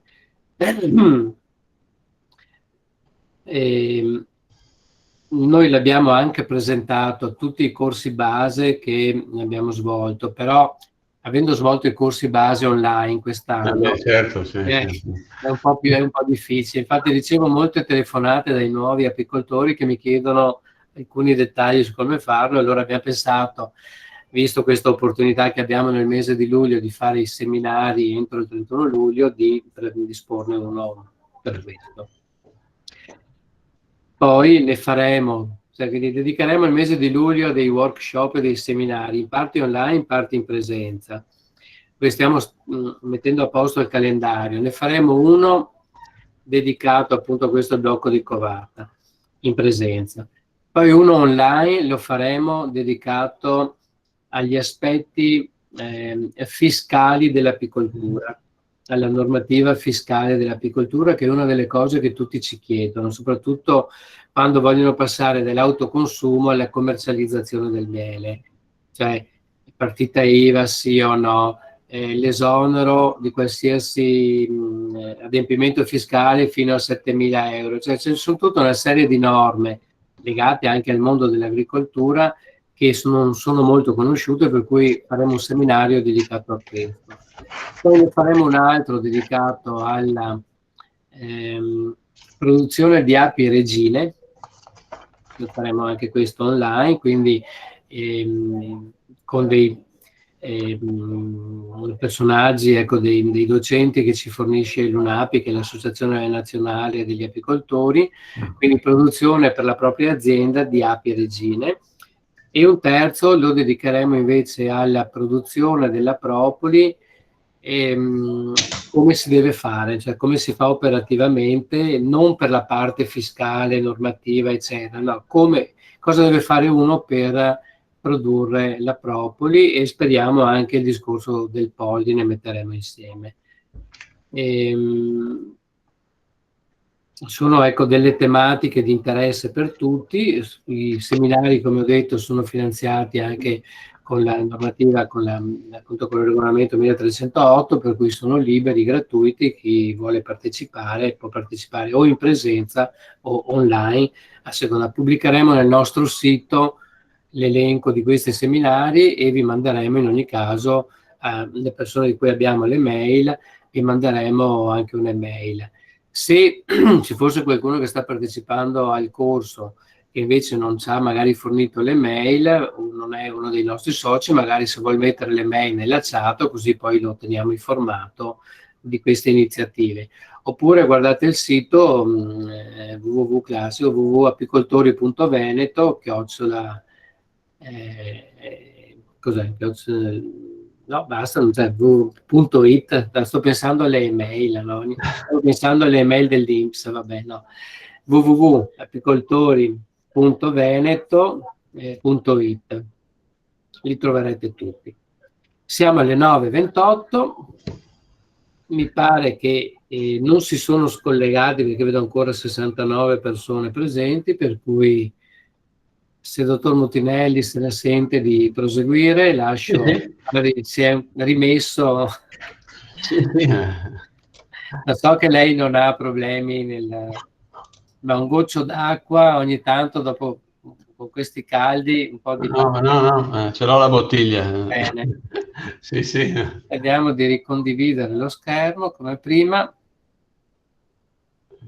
Non lo vedo. Se vedo, ecco, perfetto, benissimo. Adesso dovrebbe essere, ok. Sì, tutto ok. Bene, allora riprendiamo, cambiamo argomento e parliamo un po' di nosema, in particolar modo di nosema cerane. Allora, come poi avrete nel dettaglio la presentazione, la nosemiasi ovviamente non è una malattia nuova per l'apicoltura, è una malattia storica, è una malattia considerata malattia invernale, legata ai climi freddi, umidi, ed era nota come essere causata da Nosema apis.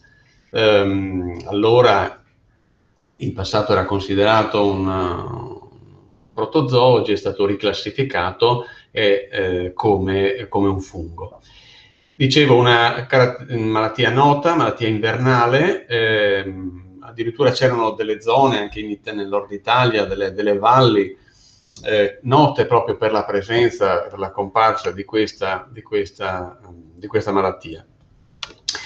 Era passata sicuramente in secondo piano fino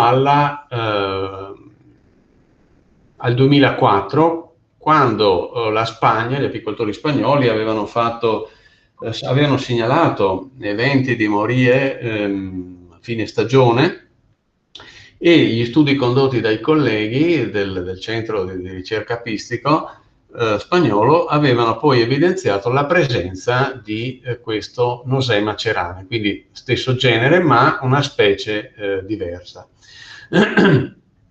Il nome cerane deriva da Apis cerana, quindi l'ospite originario di questo parassita, di questo fungo, è appunto Apis cerana, quindi l'ape asiatica.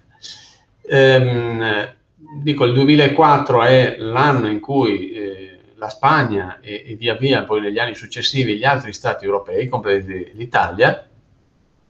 l'Italia, si accorgono di avere nel proprio territorio, nelle proprie popolazioni di api, questa specie, tant'è che gli studi retrospettivi ci indicano che probabilmente è arrivato in Europa intorno alla metà degli anni 90.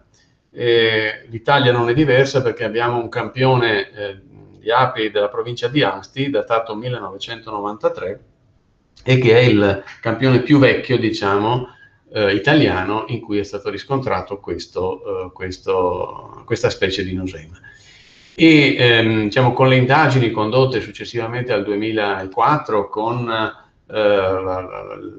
il progetto di monitoraggio di APENET 2009-2010 e poi BINET successivi, anche tutte le regioni italiane sono state oggetto di un'indagine e di fatto via via abbiamo confermato la presenza di Nosema ceranae su tutto il territorio nazionale e di fatto la scomparsa di Nosema apis, tant'è che abbiamo segnalato Nosema apis in alcuni apiari nella regione Lazio, in provincia di Bolzano, proprio delle segnalazioni spot intorno al 2010 e poi non è più stato riscontrato.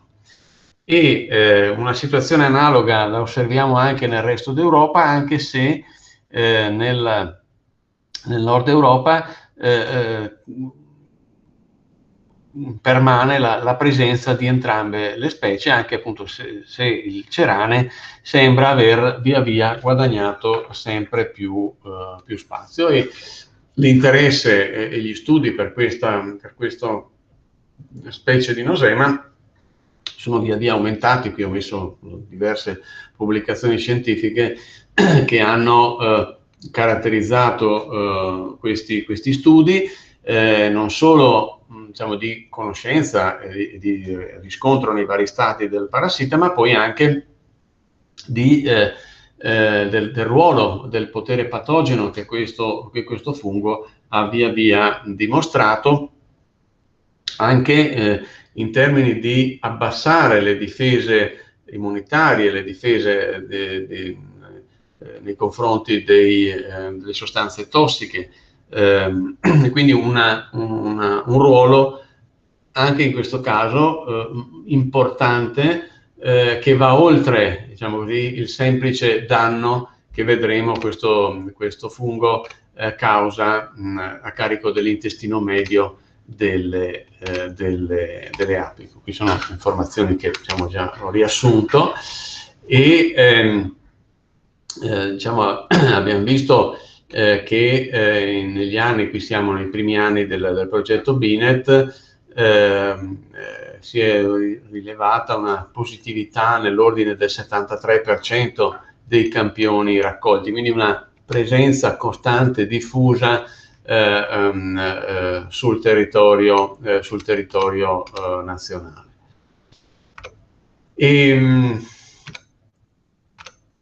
Ecco, qui qualche informazione relativamente al Nosema, qualche aspetto clinico, diciamo.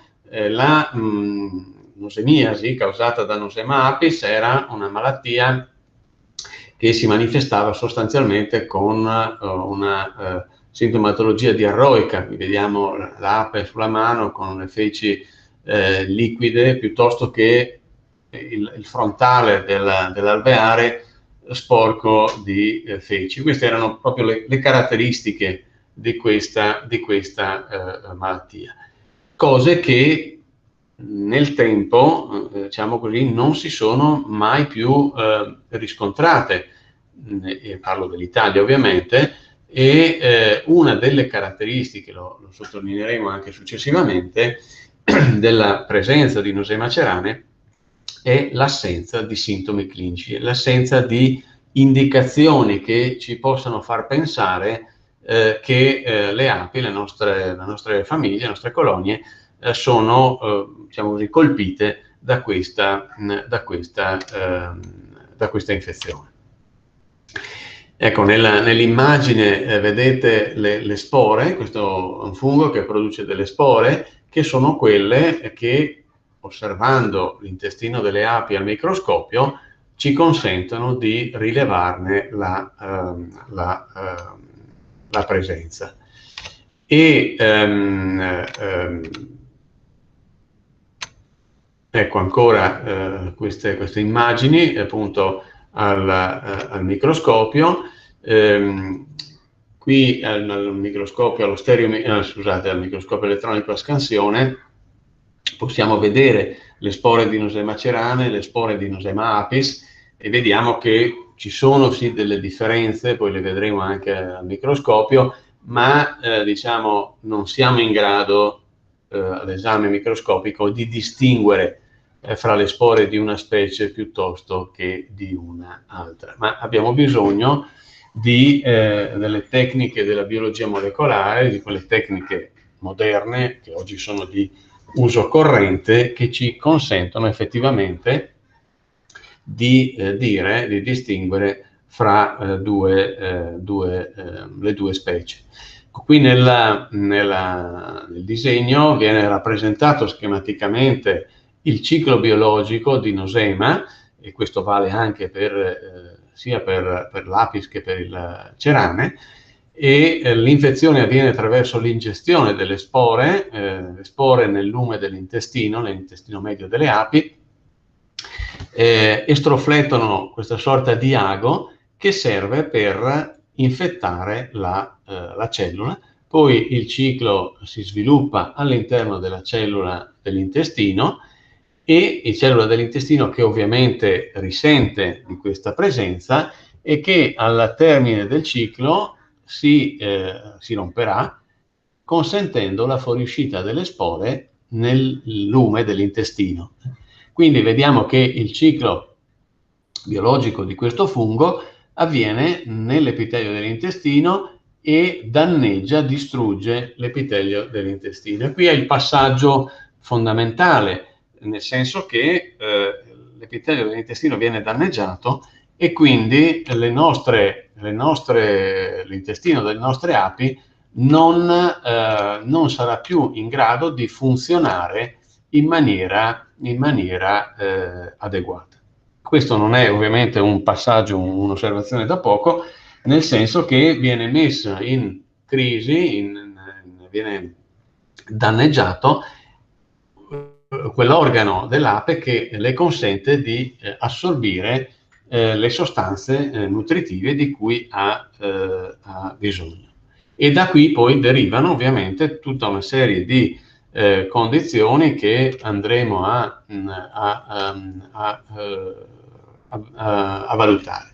Ecco, un esempio di quello che era l'infezione da Nosema apis in passato. Queste sono delle foto di un collega spagnolo. Vedete come questa manifestazione diarroica delle api è estremamente importante sia all'esterno, sul frontale dell'alveare, ma anche all'interno. Vedete i favi come sono sporchi, sono sporcati dalle feci.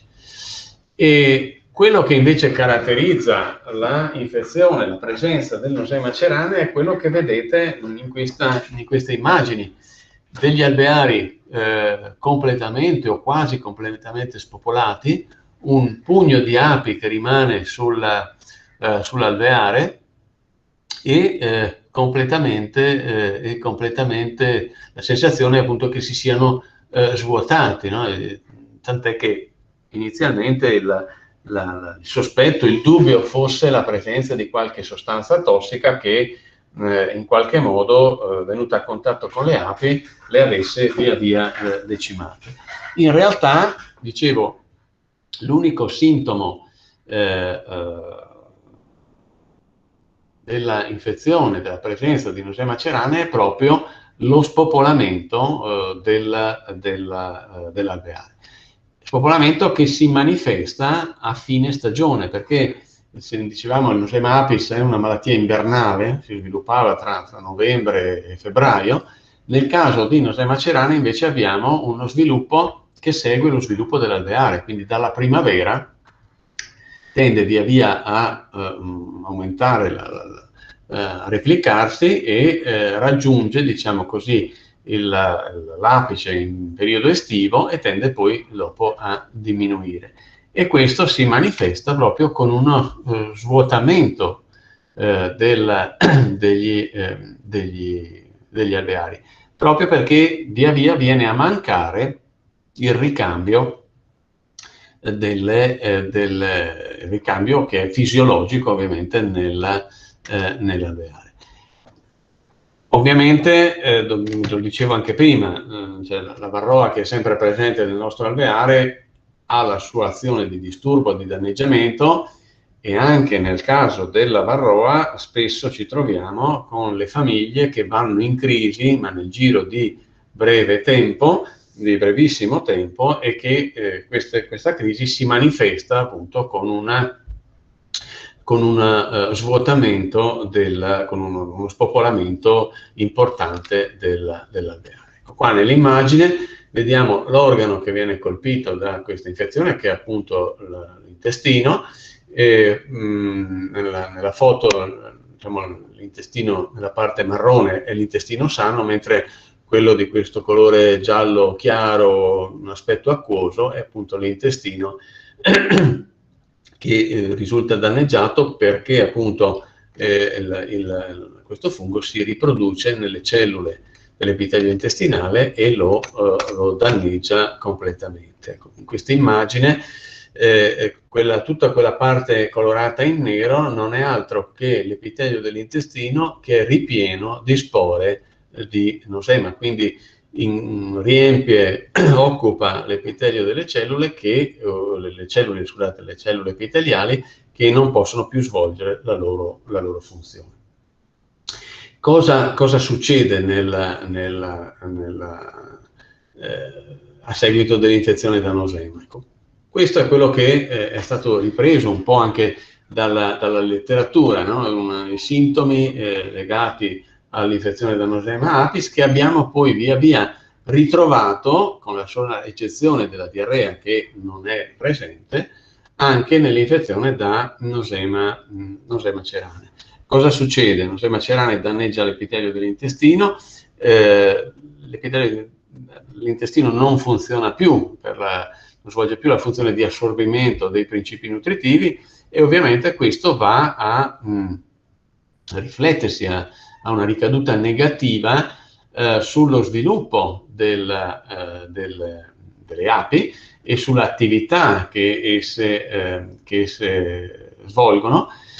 C'è sostanzialmente una riduzione della durata della vita delle api, una riduzione della longevità o un accelerato invecchiamento, a seconda del termine che vogliamo utilizzare. Di fatto le api vivono meno rispetto a quanto avviene normalmente, e questo ovviamente inevitabilmente altera l'equilibrio perfetto dell'alveare, e viene ad esserci una mancanza delle nuove generazioni, nel senso che le api arrivano a fine ciclo prima del previsto e prima che ci siano già le loro sostitute. Questo si traduce ovviamente in un progressivo spopolamento. Ma questo si traduce anche in un danneggiamento a carico delle ghiandole ipofaringee, che sappiamo essere quelle deputate alla produzione della papareale. Papareale uguale non solo, diciamo, il prodotto che l'apicoltore è in grado di ottenere dall'alveare, ma papareale vuol dire nutrizione della covata delle larve nei primi 3 giorni di vita, e nutrizione della regina per tutta la sua vita.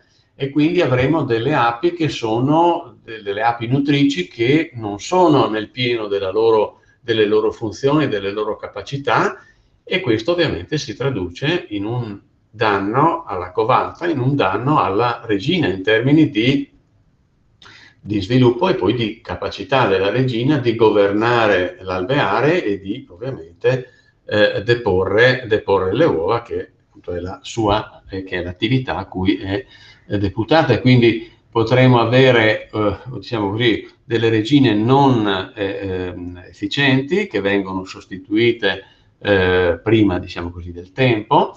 È un'infezione che può colpire tutte le caste, quindi le operaie, i fuchi, la stessa regina può essere colpita. E quindi questo quadro descritto si traduce dal punto di vista dei sintomi di questa infezione sostanzialmente in uno spopolamento dell'alveare. Nosema cerane è stato considerato anche nella sindrome dello spopolamento delle colonie degli Stati Uniti, e poi sono stati fatti una serie di studi che hanno legato la presenza dell'infezione da Nosema cerane ad infezioni virali, in questo caso l'iridovirus, ma anche ad altri virus che possono interessare le api. Ad esempio, lo stesso c'è un legame tra l'infezione da Nosema cerane e il virus della cella reale nera, che colpisce appunto la cella reale. Una riduzione della capacità di bottinatura dell'alveare in presenza di questa infezione. Ancora una interferenza fra le difese immunitarie dell'alveare compromesse appunto dall'infezione da Nosema cerane per i motivi che abbiamo detto, per il danno a carico appunto dell'epitelio intestinale. Ancora una interferenza nella produzione di feromoni. Ancora, dicevo prima, la diciamo, compromissione delle difese nei confronti delle sostanze tossiche. Qui sono stati fatti diversi studi dai colleghi francesi su api infette da Nosema cerane e la suscettibilità nei confronti dei neonicotinoidi, dell'imidaclopride in particolare, e hanno dimostrato appunto che le capacità di difesa, di detossificazione che gli insetti e anche le api hanno normalmente risultavano fortemente compromesse in presenza appunto di infezione da Nosema cerane. E ancora gli indicatori di benessere delle api sono stati oggetto di studio e si è visto appunto che l'infezione da Nosema era in grado di interferire con la normale, diciamo così, fisiologia della peregina. Quindi un impatto sicuramente non trascurabile che questa infezione può avere. Sono stati fatti anche degli studi per capire quali principi attivi, quali sostanze potessero in qualche modo essere eventualmente di aiuto. Qui uno studio del collega del dottor Manetti del CREA di Bologna, che hanno valutato la possibilità che l'acido ossalico, che noi conosciamo per il controllo dell'infestazione da varroa, possa in qualche modo trovare un'applicazione che oggi non abbiamo ancora nel controllo della infestazione da Nosema. Ecco, qui nell'immagine vedete quello che è possibile osservare al microscopio ottico in un preparato allestito dall'intestino di api, e qui vediamo appunto le spore. Come vedete c'è una differenza in termini di forma e di dimensioni tra le spore di Nosema apis e di Nosema cerane, ma è una differenza che il microscopio non ci consente di sfruttare ai fini diagnostici. Possiamo semplicemente dire sono presenti spore di Nosema, le possiamo contare, possiamo definire la quantità di spore per ape, ma non siamo in grado di fare diagnosi di specie, e per questo appunto è necessario ricorrere, dicevo, appunto alle tecniche della biologia molecolare, quindi quelle tecniche che lavorano sugli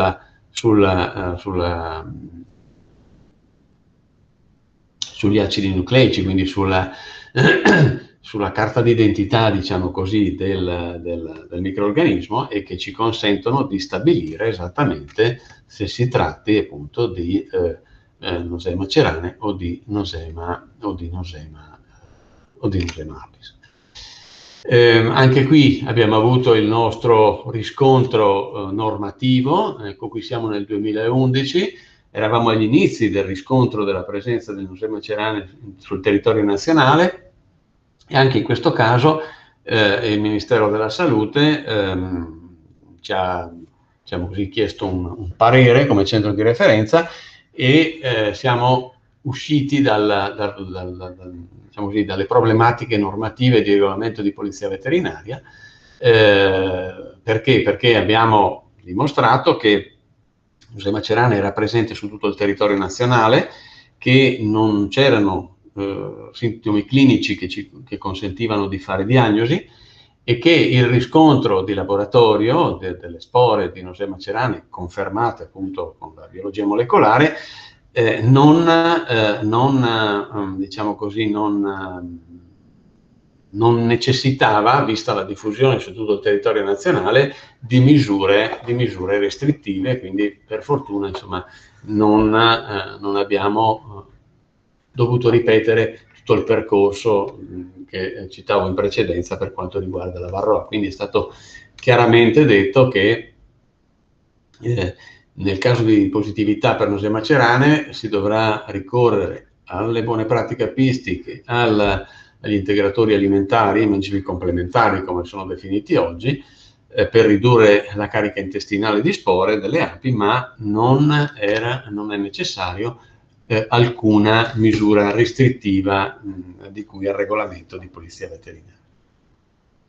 E qui sono indicate quelle che ad oggi si ritengono le buone pratiche apistiche, no? Sapete, le buone pratiche ormai sono una procedura diciamo applicata in tutti gli ambiti, ovviamente della medicina, ma non solo, e anche in apicoltura appunto abbiamo quelle che una volta venivano indicate come tecnica apistica o come pratica apistica, oggi appunto vengono indicate come buone pratiche apistiche, quindi sono degli comportamenti che gli apicoltori, leggendole,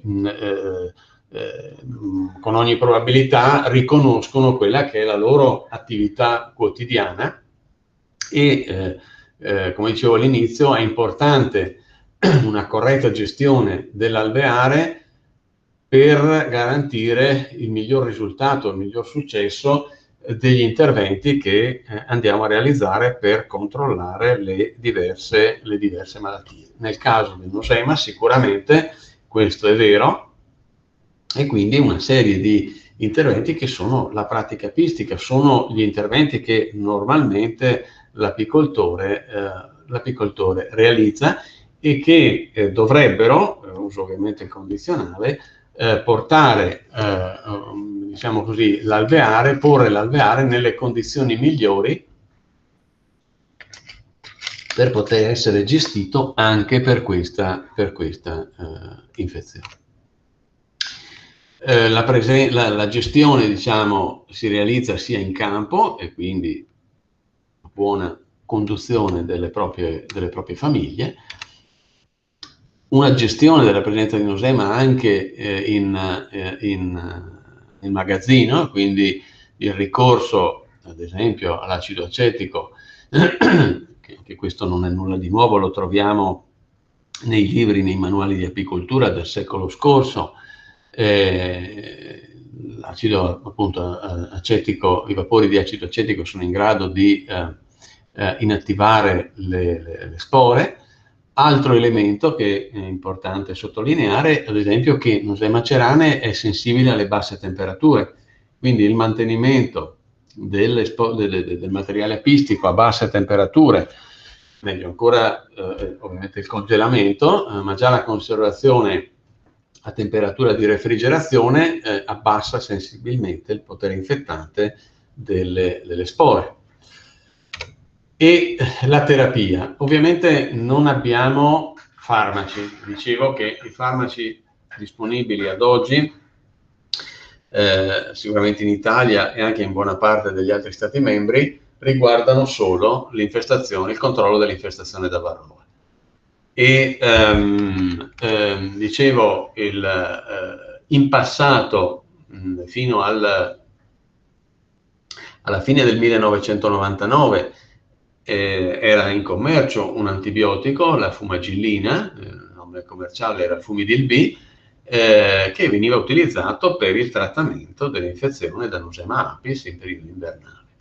Dal gennaio del 2000 questo farmaco non è più disponibile in Italia e adesso in nessuno degli stati membri, e diciamo così, il controllo della infezione da Nosema cerane si basa sostanzialmente sull'utilizzo di mangimi complementari, questo è il termine tecnico, di prodotti come API-Herb piuttosto che VitaFit Gold. Qui si tratta sostanzialmente di estratti vegetali che non sono farmaci, sono mangimi complementari e che hanno sostanzialmente un'azione disinfettante dell'intestino delle api, e quindi sono di aiuto, come si leggeva in una precedente diapositiva, per abbassare il grado il livello di infezione, di abbassare la quantità di spore, il numero di spore presenti nell'intestino delle api.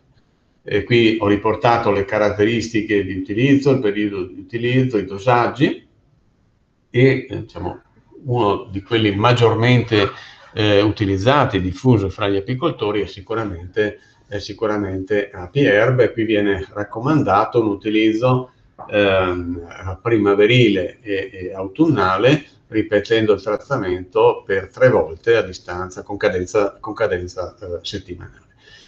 Qui sono stati fatti diversi studi anche di campo, ancora dal dottor Nanetti, confrontando appunto questo mangime complementare con l'antibiotico, e insomma, gli studi hanno dimostrato appunto l'efficacia disinfettante di questo mangime complementare quindi nell'abbassare il carico di spore delle api. Ovviamente è un aiuto a migliorare lo stato di salute dell'alveare, ovviamente non è una terapia, diciamo, e anche in questo caso parliamo di riduzione del carico di spore dell'intestino delle api, quindi non siamo in grado, anche in questo caso, di risolvere il problema. Quindi è l'ennesimo problema delle api, dell'alveare, con cui l'apicoltore deve convivere, e ripeto appunto, la buona pratica apistica, quindi la tecnica apistica, la mano dell'apicoltore, ancora una volta ha un ruolo fondamentale nel mantenere appunto gli alveari in buono stato, in buona salute, per diciamo così, far sì che la colonia possa svilupparsi, possa mantenersi nel tempo, tenendo sotto controllo da un lato l'infestazione da varroa, come abbiamo ricordato in precedenza, e dall'altra anche la presenza endemica su tutto il territorio mondiale, possiamo dire ad oggi, la presenza di questo fungo che appunto colpisce l'intestino medio delle api, con le conseguenze che abbiamo detto. Ecco, sicuramente va dedicato del tempo a sottolineare l'importanza di questa infezione fungina, anche perché, come dicevo, non c'è una sintomatologia clinica caratteristica che ci consenta diciamo, che ci dia un segnale, che ci avvisi dei problemi che stiamo affrontando. E quindi appunto dobbiamo ricordarci sempre che questo fungo è presente, anche se il nostro alveare è bello, ben sviluppato, eccetera, la sua presenza è costante, e quindi dobbiamo essere preparati eventualmente anche ad intervenire, come abbiamo detto, ma ripeto, l'applicazione della buona pratica apistica, mantenere famiglie forti, ben popolate, con adeguate scorte, è un aspetto molto importante, anche se mi rendo conto che sto dicendo delle cose che, soprattutto in una stagione come quella attuale, sono delle condizioni non facili da realizzare.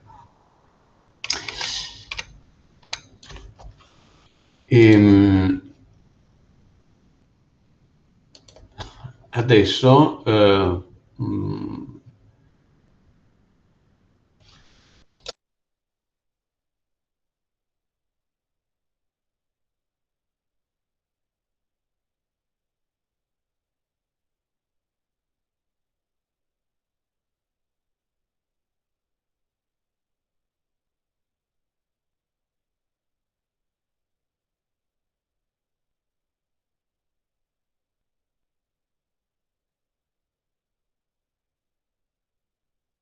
ho l'impressione che abbiamo perso il dottor Motinelli. Confermo, non è più presente nell'elenco.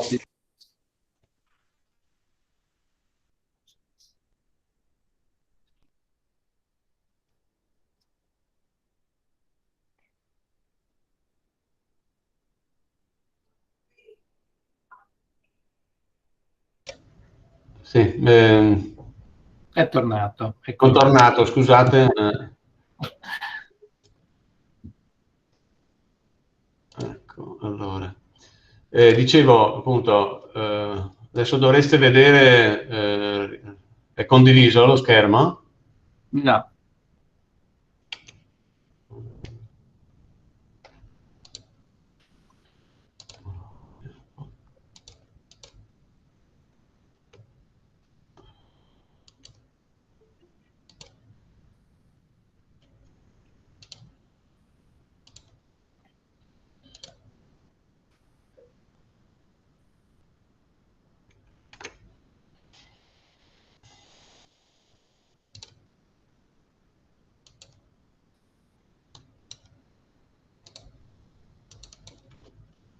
Forse adesso.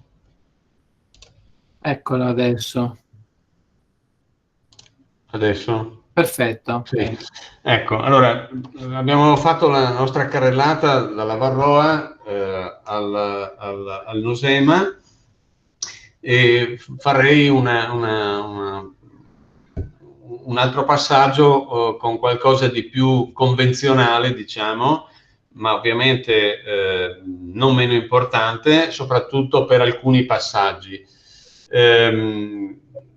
Malattie della covata, l'apicoltore conosce storicamente le pesti, peste americana, peste europea. Vorrei così sottolineare alcuni passaggi, premesso che insomma, non dobbiamo inventare nulla di nuovo, ma io credo che sia opportuno ribadire alcuni concetti. Nel caso dell'infestazione da Varroa, piuttosto che dell'infezione da Nosema cerane, abbiamo parlato di malattie di presenza endemica di questo parassita, di questo fungo. Cosa vuol dire? Vuol dire che sono presenti su tutto il territorio nazionale e tranquillamente territorio europeo. E dobbiamo adottare delle misure per tenere sotto controllo questo problema. Nel caso della peste americana, tratto questa per prima, invece la malattia è caratterizzata da essere epidemica, ossia vuol dire che può comparire, possono esserci dei focolai e poi, una volta opportunamente gestiti, la malattia scompare. Quindi è una differenza sostanziale che richiede ovviamente delle interventi di gestione, delle modalità di gestione specifici. Allora, quando parliamo di peste americana parliamo di un batterio che è questo Penibacillus larvae, questo è il nome scientifico, che ha una caratteristica fondamentale, ossia quello di essere sporigeno. Vedete nell'immagine, in un'immagine questi bastoncini, diciamo, sono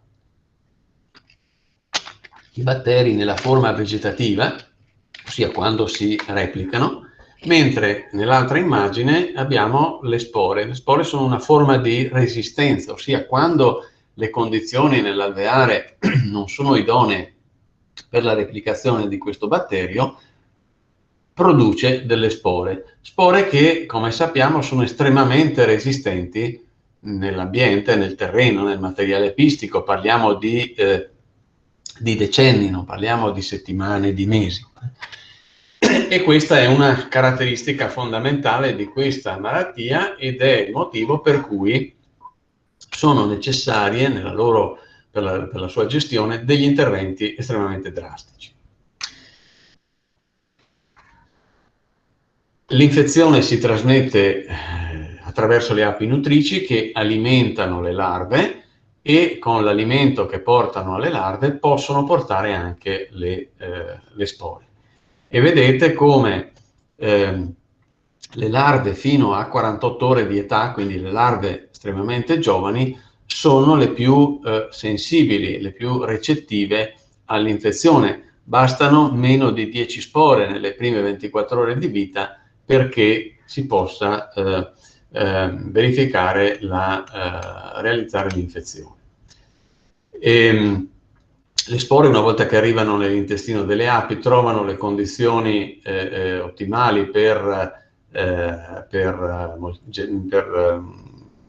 germinare e poi il batterio inizia a moltiplicarsi, invade l'intestino e via via l'infezione si estende a tutti i tessuti della larva.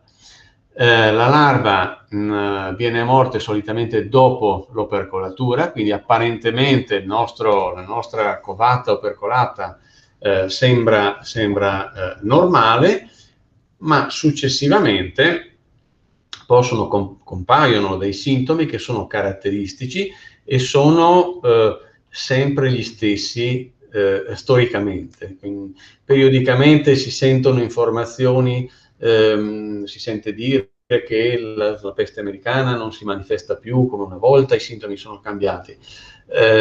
No, i sintomi di questa malattia sono estremamente caratteristici e si sono mantenuti nel tempo.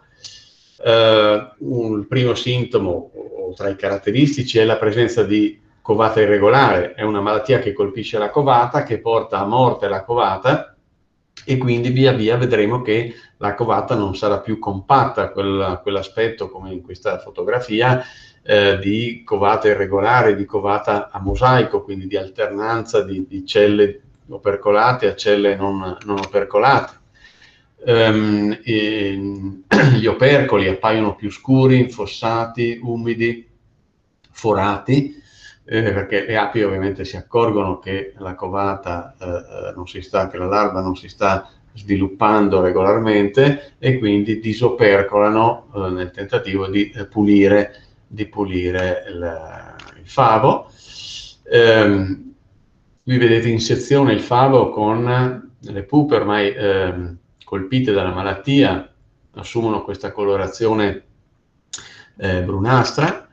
E poi il sintomo caratteristico, quel materiale filante brunastro che possiamo estrarre dalle celle sospette, come vedete nell'immagine, non sono altro che i tessuti della larva colpita dalla malattia che vanno incontro a disfacimento. Quindi questa è la fase acuta, siamo a 3-4 settimane dalla morte e questo appunto è la manifestazione acuta caratteristica dell'infezione. Nel tempo poi, se la malattia non viene riconosciuta, questo materiale filante tende a seccarsi e darà poi origine a queste celle, a queste scaglie nerastre che vedete sia nella foto che nel disegno a fianco. Qui di tempo ne è passato, siamo a 6-7 settimane dalla larva e queste scaglie che sono attaccate al pavimento della cella sono estremamente difficili da asportare, contengono batteri ma contengono principalmente spore.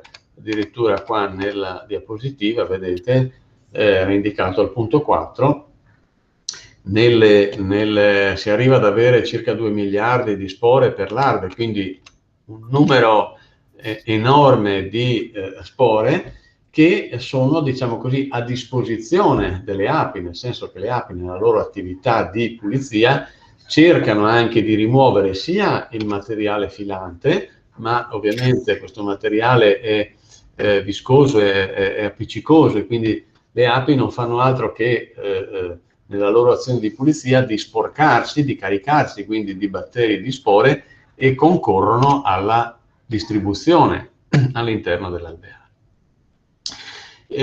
Se questo sintomo acuto, diciamo, del materiale filante è un aspetto che, insomma, la maggior parte degli apicoltori purtroppo nella loro vita apistica hanno potuto osservare, ed è quindi, insomma, sufficientemente conosciuto.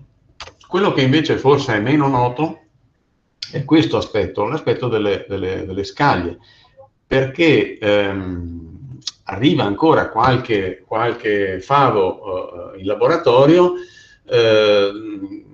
diciamo, accompagnato da informazioni del tipo appunto spopolamento della colonia, magari qualche sospetto di avvelenamento, e non ci si accorge, questo accade spesso magari in autunno piuttosto che in primavera, alla ripresa dell'attività, non ci si accorge che sul pavimento delle celle sono presenti queste scaglie, che sono il residuo, come vedete molto bene anche nel disegno, della avvenuta infezione, morte ovviamente della larva per peste americana, e poi il dissiccamento dei tessuti con formazione di queste scaglie. Ovviamente la diagnosi, allora la prima diagnosi di sospetto di peste americana, diciamo che di regola si fa in campo. Una buona osservazione dell'alveare della famiglia ci consente di fare un ragionevole sospetto. Poi ovviamente la conferma ce la dà il laboratorio, sia con diciamo così, la microbiologia, con l'esame colturale. Quelle che vedete nell'immagine sono le colonie di Penibacillus larvae che si ottengono appunto, e accanto all'esame colturale, all'osservazione poi al microscopio, abbiamo ovviamente anche in questo caso la biologia molecolare, che ci può dare ulteriore conferma del sospetto e della diagnosi che facciamo appunto con il metodo colturale tradizionale.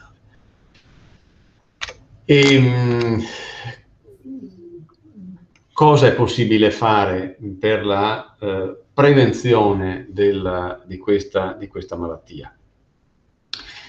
Anche qui parliamo di buona pratica apistica, di visite curate degli alveari, il ricambio dei favi vecchi, e questa è una pratica molto importante, perché eliminando i favi più vecchi non solo eliminiamo i favi che sono anche meno graditi dalla regina, che via via troviamo ai lati dell'alveare poco popolati, e dove possiamo trovare anche i segni di una pregressa peste americana. Mantenere famiglie forti, omogenee.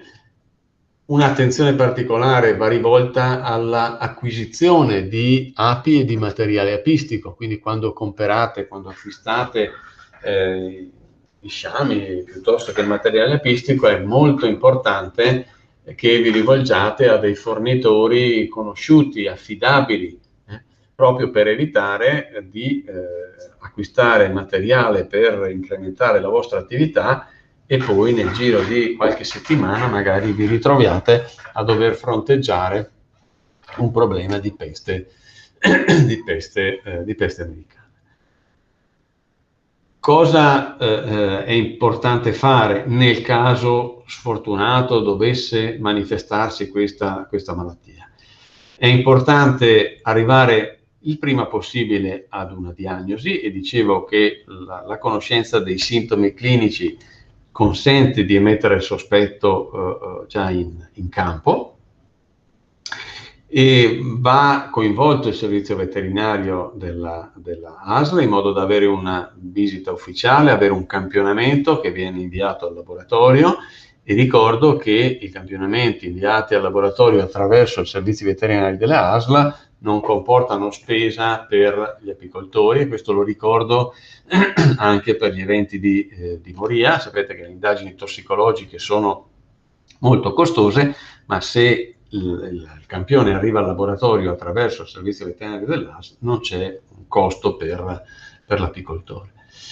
E poi la raccomandazione è quella di chiudere l'alveare alla sera, quando la maggior parte delle api sono rientrate, e di sopprimere l'alveare con le tavolette di zolfo, mantenendolo chiuso in modo che non possa diventare fonte di infezione per gli altri alveari, per gli altri apicoltori. Quindi, e la successiva distruzione e interramento del materiale incenerito.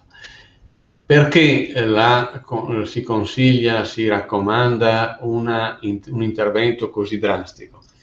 E questo lo si consiglia perché abbiamo a che fare con un batterio, dicevo, sporigeno, con delle spore che hanno una sopravvivenza nell'ambiente estremamente elevata. Ecco, qui in questa tabella vi dà un'idea di quanto resistano queste spore. Questi sono appunto gli interventi che possiamo applicare, sostanzialmente di alte temperature, e vedete come le spore vengano inattivate in meno di 10 minuti a 121 gradi. Queste sono le condizioni di un autoclave, di quello che utilizziamo in laboratorio per inattivare agenti di malattia. Sono ovviamente condizioni che in campo non sono applicabili, e di conseguenza l'unico strumento che ci consente di intervenire è appunto quello di una diagnosi precoce, seguita poi dalla soppressione delle api e dalla distruzione di tutto l'alveare. Oggi non si raccomanda più il recupero dell'arnia. In passato si faceva il trattamento, veniva rimossa la vernice, veniva fatto il trattamento con la soda caustica a caldo, e poi la flambatura delle arnie. Oggi è un intervento che non è più consigliato, sia per motivi ovviamente di sicurezza dell'apicoltore, ma anche perché questo tipo di intervento comunque non garantisce la sterilizzazione dell'arnia, e dopo aver messo un'arnia a bagno in soda caustica al 5% per una mezz'ora ad almeno 60 gradi, la nostra arnia, il nostro legno hanno perso la loro diciamo così struttura, la loro funzione. Quindi si preferisce raccomandare la distruzione del materiale. E ripeto, è un intervento drastico, ma è un intervento giustificato dalle caratteristiche di questo batterio. E quanto più tempestivo, quanto più rapido è l'intervento che realizziamo, tanto maggiore sarà la probabilità di successo. In passato, nella gestione del focolaio di peste americana, era molto più distruttivo, si tendeva a distruggere l'intero apiario. Oggi invece l'indicazione è quella appunto di una diagnosi precoce, di un intervento rapido, ma mirato alle singole famiglie colpite. Quindi quanto più precoce è la mia diagnosi, tanto minore potrà essere il numero di alveari colpiti e che dovranno poi essere distrutti. Ovviamente l'apiario viene messo sotto sequestro per almeno 2 settimane, sottoposto ad un ulteriore controllo, e in linea di massima questo ci consente, se siamo intervenuti rapidamente e bene, di chiudere poi il focolaio da parte dei servizi veterinari e di poter riprendere la propria attività. Quindi un intervento, una di conoscenza dei sintomi, diagnosi precoce, intervento rapido e risolutivo. In passato, questo ormai l'ho lasciato come elemento storico, in passato veniva usata, è stata utilizzata la cura, diciamo, la terapia nei confronti della peste americana, ma è un intervento assolutamente non consigliato. Ad oggi non abbiamo farmaci destinati alle api per la cura delle infezioni batteriche e quindi si configura anche il rischio di un trattamento illecito, come definito dalla normativa sul farmaco veterinario. Va detto che l'intervento con l'antibiotico è efficace nei confronti di un batterio che si riproduce, ma è al 100% inefficace nei confronti delle spore. Quindi questo è un altro elemento che ci allontana, che ci deve far allontanare dall'ipotesi di trattamento antibiotico per la cura della peste americana. Questa è la posizione dell'Unione Europea, ovviamente anche dell'Italia, diverso, lo porto per dovere di informazione. Diversa può essere la situazione in altre realtà, parlo degli Stati Uniti ad esempio. Qui avete questo è uno studio ormai datato fatto dai colleghi australiani e vedete le diverse condizioni. Il Penibacillus è stato isolato da api di apiari con sintomi nel 100% dei casi, senza sintomi 30%, senza sintomi da almeno 6 mesi 4%, da apiari senza sintomi trattati con ossitetraciclina vedete il 60%. Quindi l'antibiotico sostanzialmente uccide i batteri nella forma vegetativa quando si riproducono, ma nulla può fare nei confronti delle spore, quindi scompaiono i sintomi, ma il problema non è risolto. Negli Stati Uniti abbiamo ad oggi 3 farmaci antibatterici che sono autorizzati per la cura della peste americana, un approccio diverso rispetto a quello dell'Unione Europea. È anche vero che negli Stati Uniti hanno problemi di resistenza, di farmacoresistenza, e il fatto che nel tempo alla terramicina si siano aggiunti la tirosina e la lincomicina è perché la terramicina nel tempo funziona meno, perché ci sono ceppi di Penibacillus larvae resistenti nei confronti appunto di questo antibiotico. E ovviamente l'utilizzo dell'antibiotico, oltre agli aspetti e ai problemi di farmacoresistenza, implica anche il rischio di contaminazione delle produzioni del miele, ma non solo.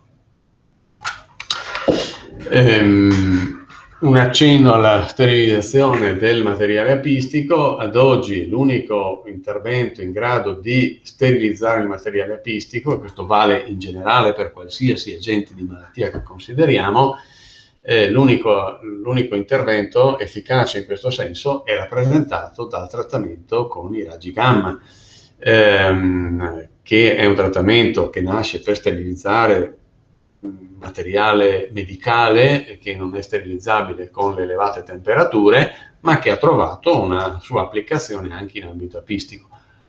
Ovviamente è un tipo di trattamento che non può essere, che deve essere programmato, ovviamente ha dei costi e non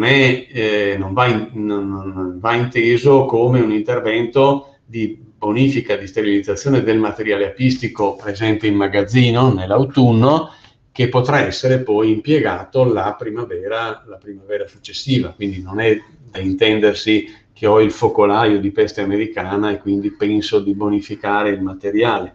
È un qualche cosa che deve essere organizzato a livello di azienda, oppure a livello anche di associazione, ma è comunque un qualche cosa che necessita di essere adeguatamente programmato. Ecco. Adesso queste le possiamo saltare, sono un po' di dettaglio, ma poi ve lo lascio, sono i risultati di studi che avevamo fatto in passato, di applicazione appunto dei raggi gamma nella bonifica del materiale apistico. E l'altra considerazione che volevo fare, rimanendo sempre nell'ambito delle malattie batteriche della covata, riguarda la peste europea. Se vi ricordate, all'inizio, questa sera, quando ho accennato alla nuova normativa dell'Unione Europea relativa alla sanità animale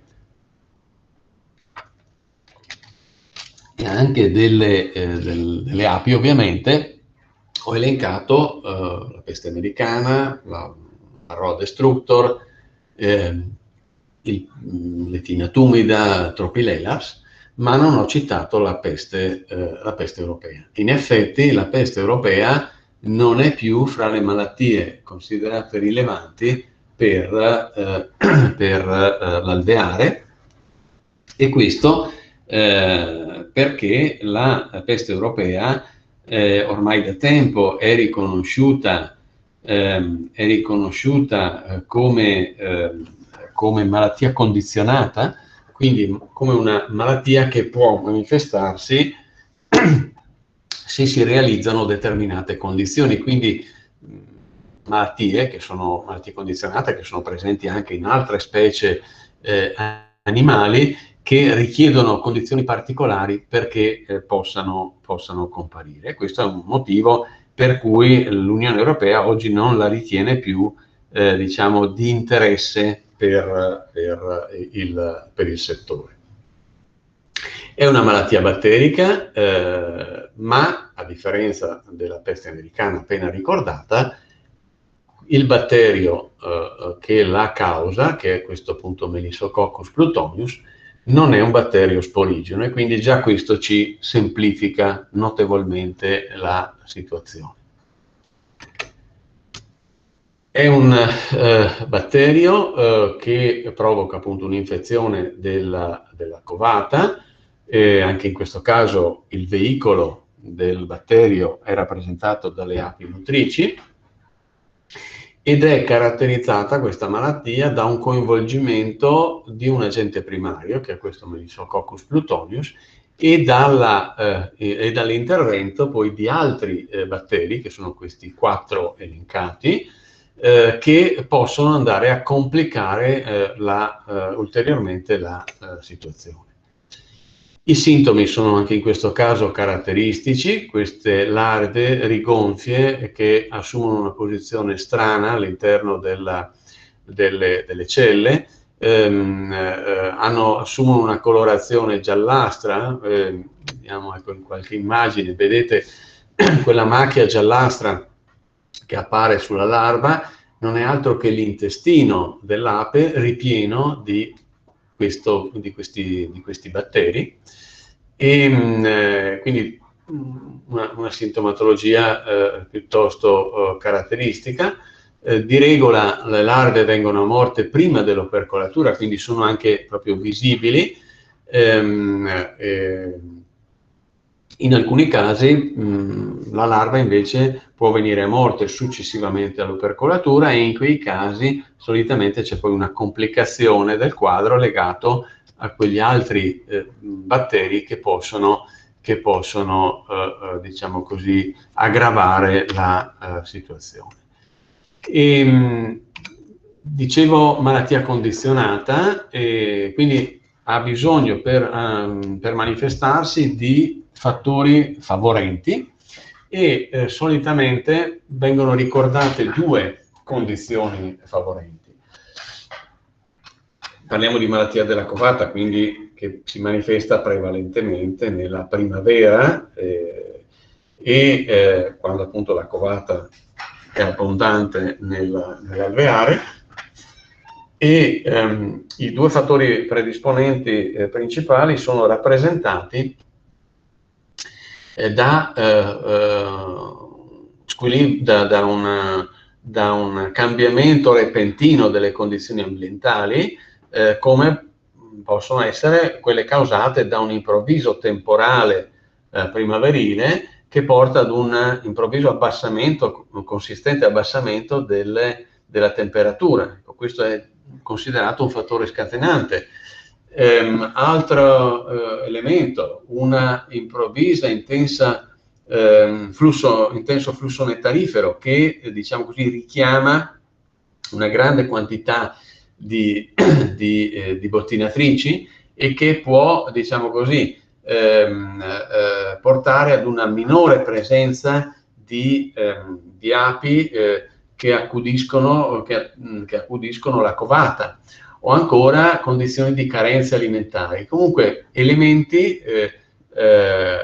ambientali, diciamo così, che possono favorire la comparsa di questa infezione. Va detto che solitamente questa infezione, come compare nell'arco di una decina di giorni, tende anche a risolversi spontaneamente. Qualche volta magari l'apicoltore non si accorge neanche di avere qualche larva interessata da questo problema. Quindi se poi diciamo così, questi fattori predisponenti vengono a mancare, la famiglia in genere è in grado di superare spontaneamente, senza interventi, questa condizione, questo problema.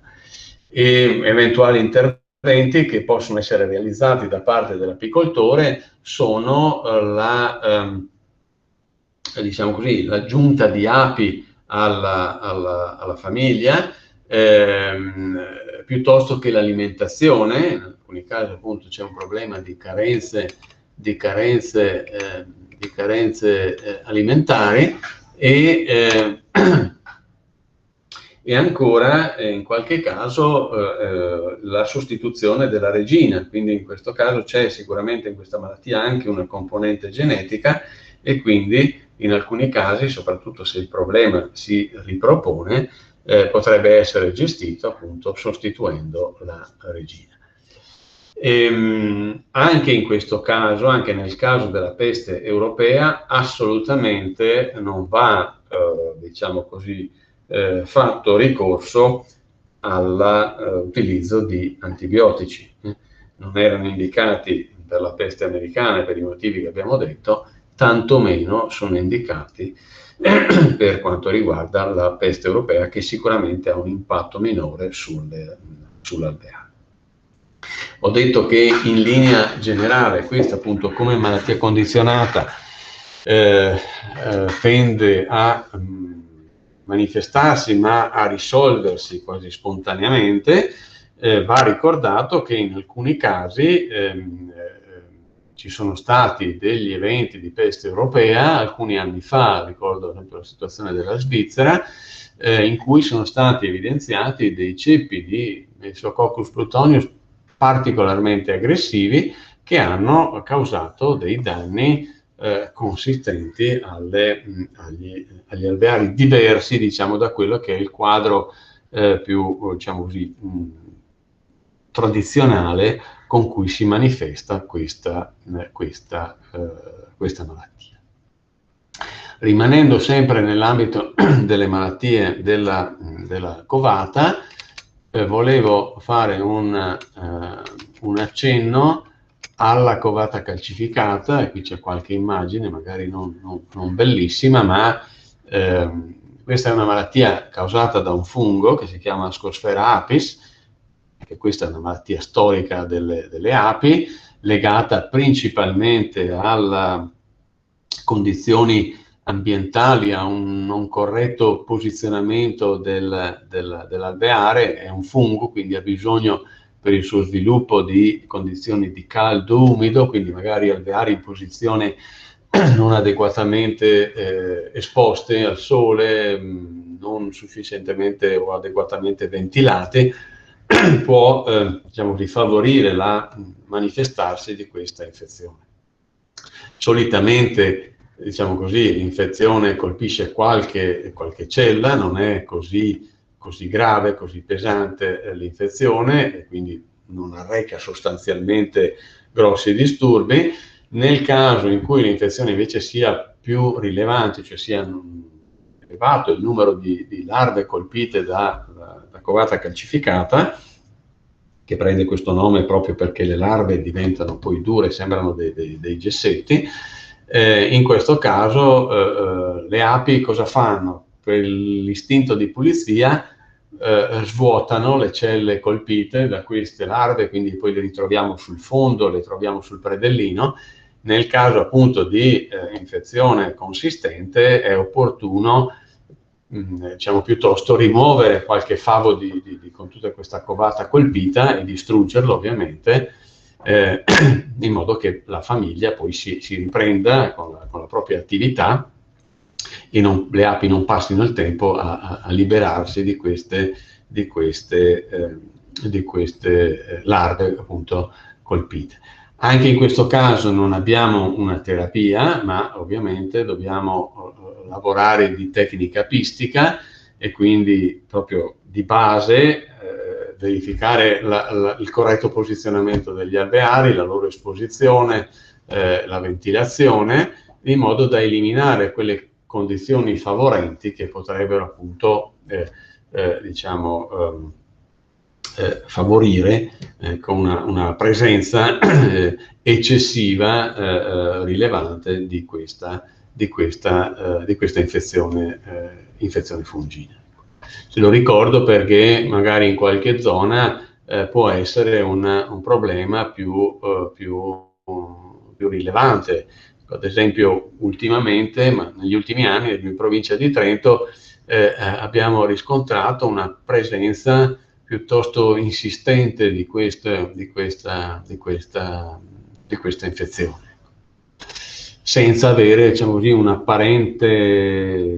così, apparenti condizioni favorenti, almeno da quello così che abbiamo potuto verificare al momento. Beh, è un aspetto che stiamo tuttora così, che è tuttora oggetto di indagine e di approfondimenti. Ecco, direi che mi fermerei qua, magari se c'è qualche domanda, anche se c'è qualche, ovviamente non ho toccato in modo approfondito tutte le malattie, se magari c'è qualche domanda, qualcosa che io non ho diciamo toccato come argomento, ben volentieri insomma sono disponibile. Ecco. Bene, grazie dottore. Domande?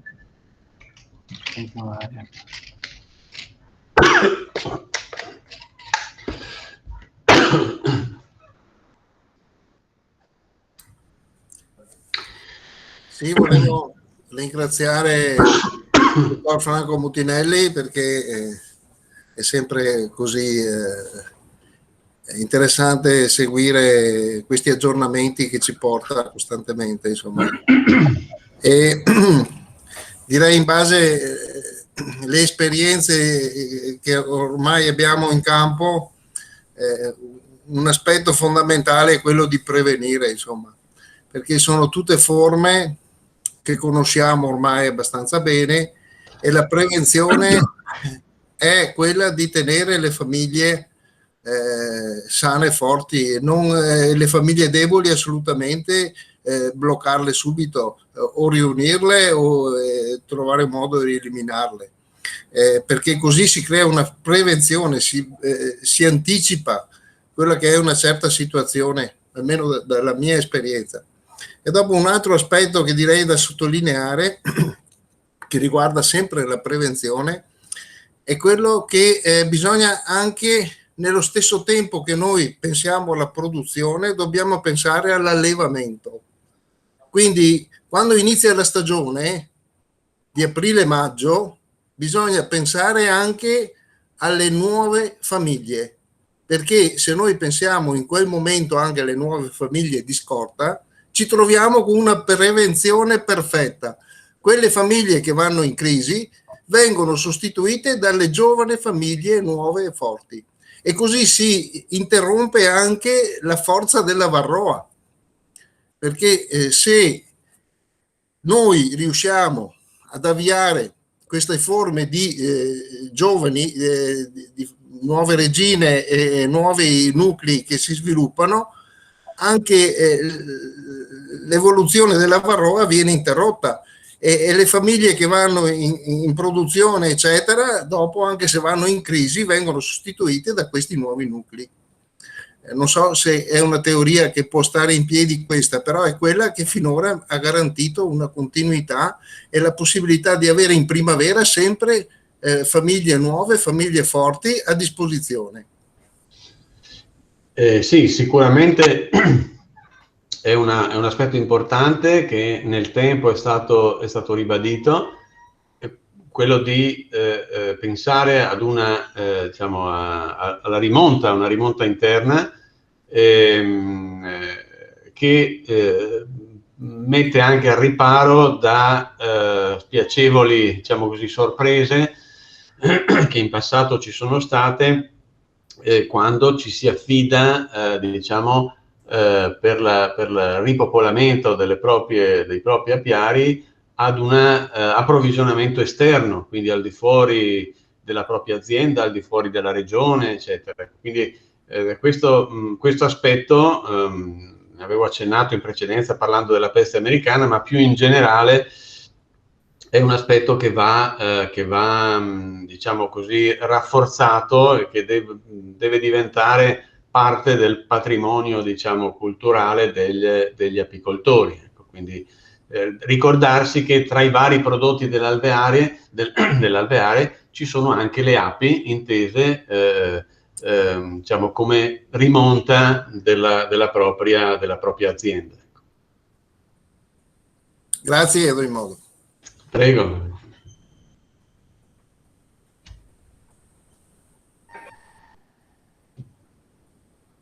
Altre domande?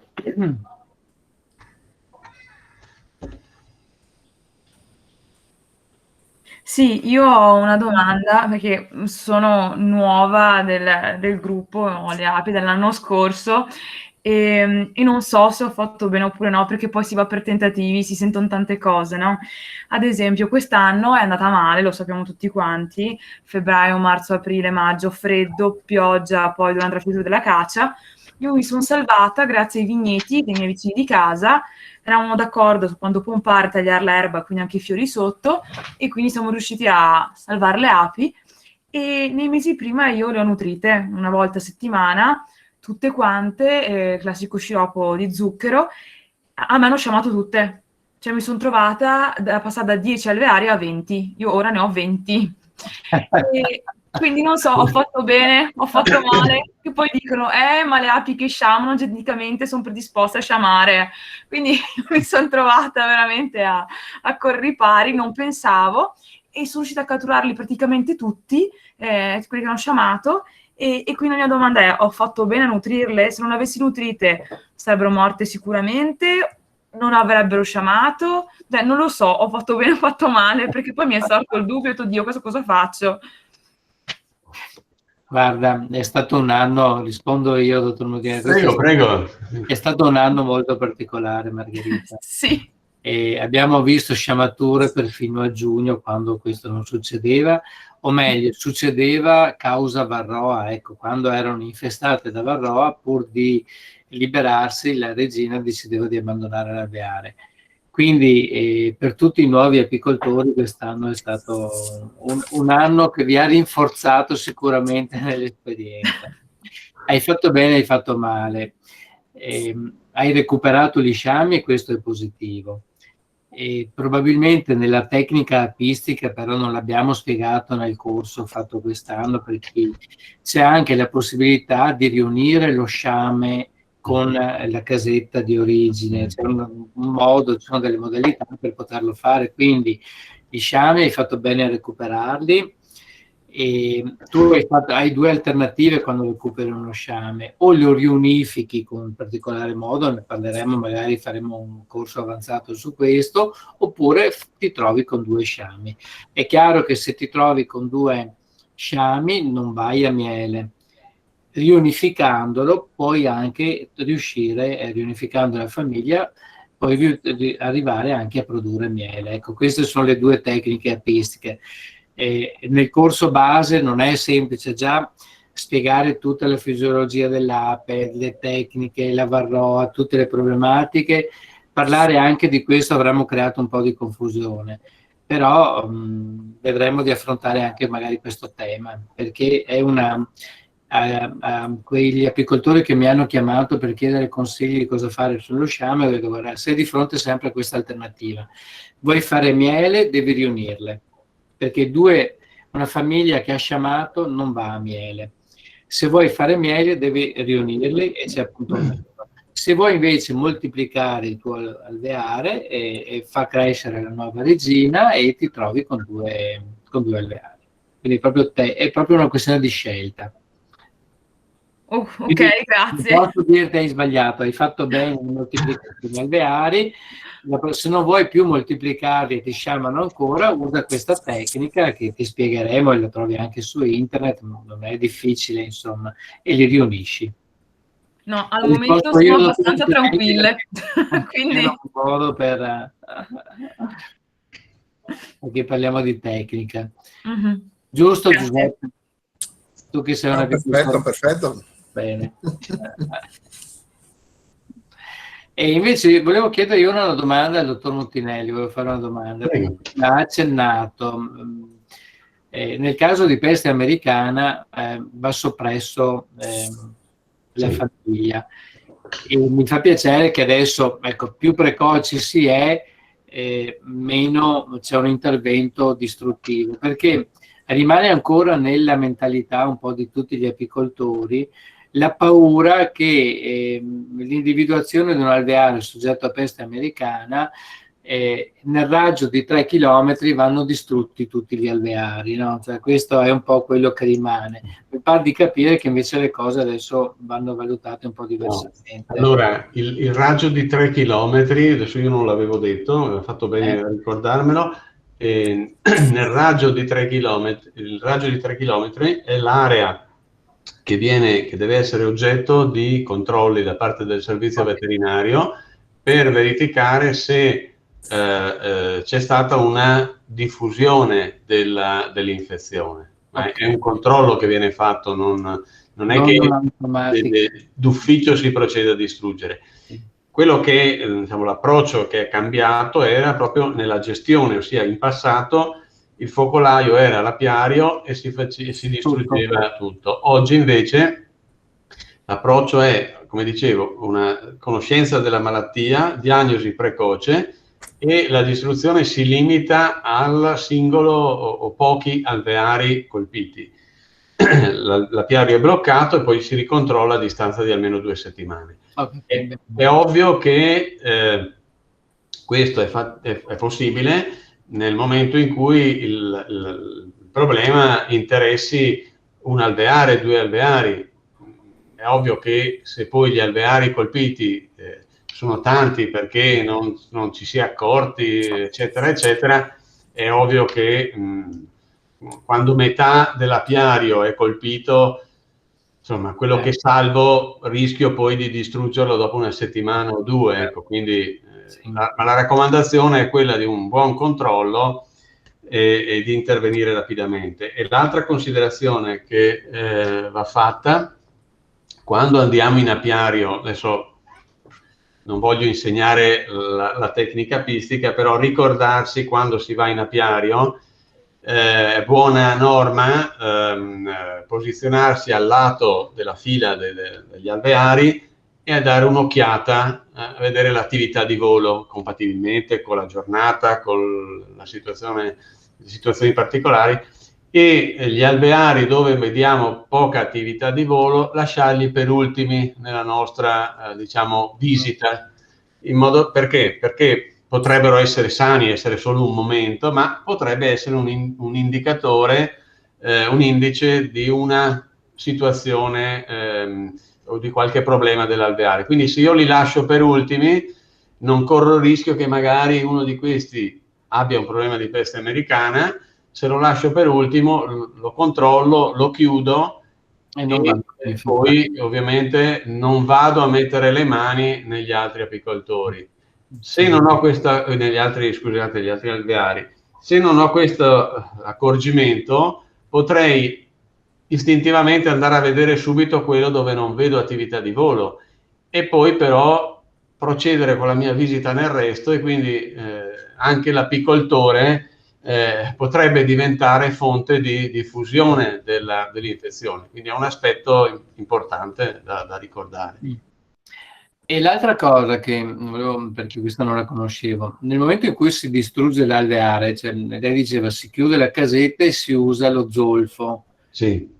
E questa è una tecnica che per fortuna non mi è mai capitato, però... Sì, diciamo che l'utilizzo delle tavolette di zolfo enologico, che di solito si usa per i melari, sì, quello per la tarma, eccetera, però diciamo, se io chiudo, sigillo l'alveare, le tavolette sono, l'anidride solforosa che si libera dalle tavolette è veramente immediata, rapida nel sopprimere, nel soffocare, nel sopprimere le api. Ecco.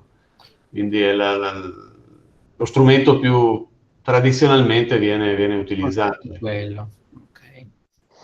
Ecco, mi permetto di intervenire, dottor Mutinelli, prego. Ma c'è stato un errore. Lei ci deve insegnare la tecnica apistica, perché non ecceda di modestia, ma adesso è a capo del centro appunto dello zooprofilattico, organizzatore e docente dei corsi di tecnici apistici che ci hanno di fatto formato, e quindi abbiamo costantemente anche i nostri soci, anche nelle diverse dimensioni, dal lobbista al professionista, bisogno di apprendere le tecniche apistiche, quindi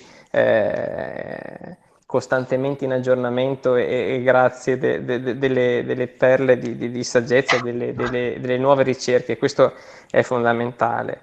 E emerge però di fatto, tirando un po' una fila di tutto quello che abbiamo visto stasera, la necessità di avere un approccio anche nella piccola dimensione hobbistica professionale, dove appunto non si lascia nulla al caso, dove anche con i piccoli numeri ci sia una gestione delle diverse problematiche degli alveari integrata, dove appunto non ci si nasconde o si delega tutto quanto ad un eventuale farmaco, andando a rischiare di semplificare appunto l'ennesima potenza la risoluzione del problema, ma utilizzando anche gli strumenti della tecnica apistica che abbiamo visto sono fondamentali e possono ripercuotersi all'interno degli alveari con molteplici benefici effetti.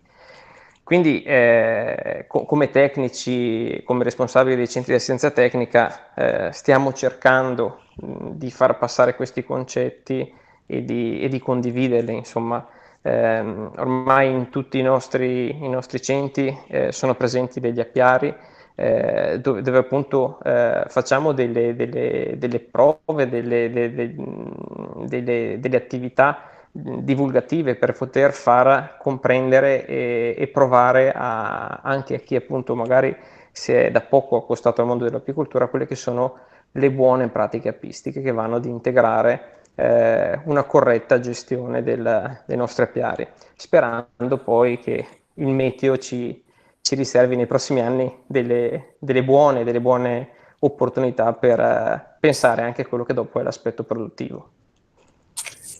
Certo, è importante sottolineare questo aspetto, e noi parliamo di apicoltura hobbistica part-time, professionistica o commerciale, copiando un po' dai termini anche inglesi.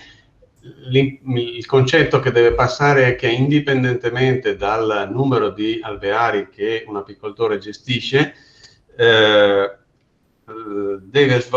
l'apicoltura deve essere svolta in modo professionale, ma professionale inteso come professione, quindi indipendente dal numero di alveari, 5, 2 o 1000, ecco, in maniera professionale, perché diciamo, la gestione dell'alveare e gli aspetti sanitari che sono insiti nel fare apicoltura richiedono la stessa professionalità, indipendentemente appunto dalla propria dimensione, diciamo così, aziendale.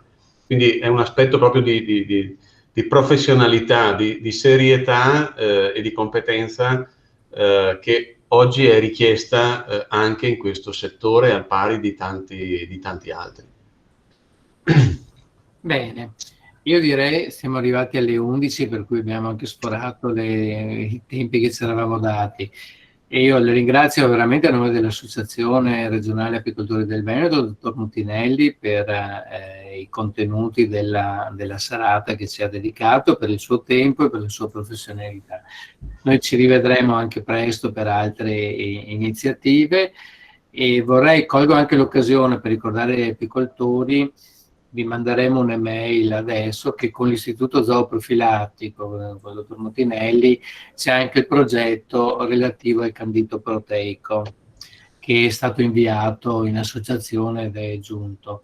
È un progetto che riguarda tutti gli apicoltori che vogliono partecipare. Significa sostanzialmente, vi manderemo un'email, chi chiederà di partecipare verrà distribuito in base agli alveari che ognuno ha del candito proteico da testare, nel senso che poi ci sarà da compilare una scheda con una serie di domande predisposte dall'Istituto Zooprofilattico, dal dottor Mutinelli, con il gradimento delle api, eccetera, eccetera.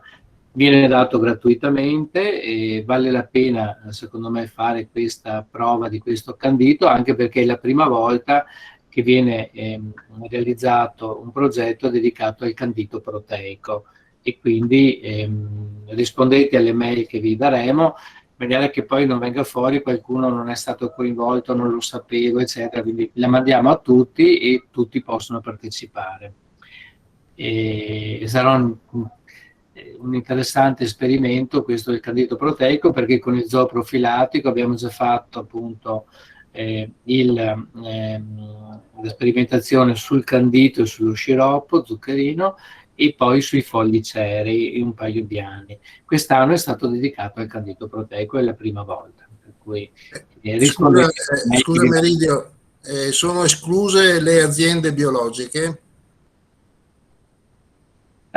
Allora, noi il candito proteico noi non abbiamo trovato l'azienda biologica che lo produceva, onestamente. Fra quelle che ci è stato fornito non mi pare ci sia il candito cosiddetto biologico. Sì, insomma, non c'è al momento. Avevamo considerato anche questo aspetto, però non c'è la fornitura. Risulta insomma che ci sia questa tipologia di fornitura, ecco, quindi. Mentre c'è il candito e lo scorso anno, infatti l'anno scorso c'era il candito o il sciroppo per le biologico e quello invece normale. Il candito proteico non viene fornito per il settore. Bene, grazie ancora a tutti, spero siate stati soddisfatti, che ritengo di sì perché siamo arrivati a 72 partecipanti, e quindi numerosi, e siamo ancora a 54 collegati alle 11 di sera, per cui direi che il dottor Mutinelli ha catturato l'attenzione. Io raccomando di nuovo le cose che ci ha detto il dottor Mutinelli, cioè non trascuriamo il problema varroa. E lo dico soprattutto ai nuovi apicoltori, quindi faremo anche la giornata dedicata al blocco Covata, fate i trattamenti, di gocciolato. Se avete difficoltà, rivolgetevi all'associazione. Vedo adesso, prima si era nascosta, ma adesso la vediamo anche Giovanna. Chiamate in associazione, che eventualmente qualcuno dei nostri apicoltori viene a darvi una mano, ecco, per se avete difficoltà a fare il trattamento con il gocciolato. Ci siamo. Ecco, l'associazione serve anche ad aiutare i nuovi che non hanno esperienza, e quindi ad aiutare, insegnarli, trasferirgli un po' di conoscenze che magari gli apicoltori più esperti hanno. Grazie ancora a tutti, buona serata, grazie dottor Mutinelli e a tutti voi che siete rimasti fino alle 11 collegati. Prego, grazie a voi, buona serata. Grazie, buona serata. Buona Ciao a tutti. Ciao Margherita, ciao. Giovanna, sei riuscita a raccogliere tutti i nominativi? Se qualcuno è ancora collegato e non ha appunto messo il suo nome nella chat, lo inviterei a farlo, e così siamo facilitati a completare il registro dei partecipanti che dobbiamo inviare ad Avepa. E la volta per la prossima, come ho detto prima all'inizio della serata, per la prossima seminario, vi manderemo comunque l'elenco, faremo compilare quel modulo di prenotazione che è solo, ecco, serve solo per avere già un foglio Excel con tutti i nominativi dei partecipanti. Bene, tutto perché non siamo riusciti ad applicare l'app a Google Meet, ma vabbè, questo lo risolveremo. Grazie ancora a tutti e buona serata. Arrivederci. Ciao. Buonanotte. Ciao. Arrivederci.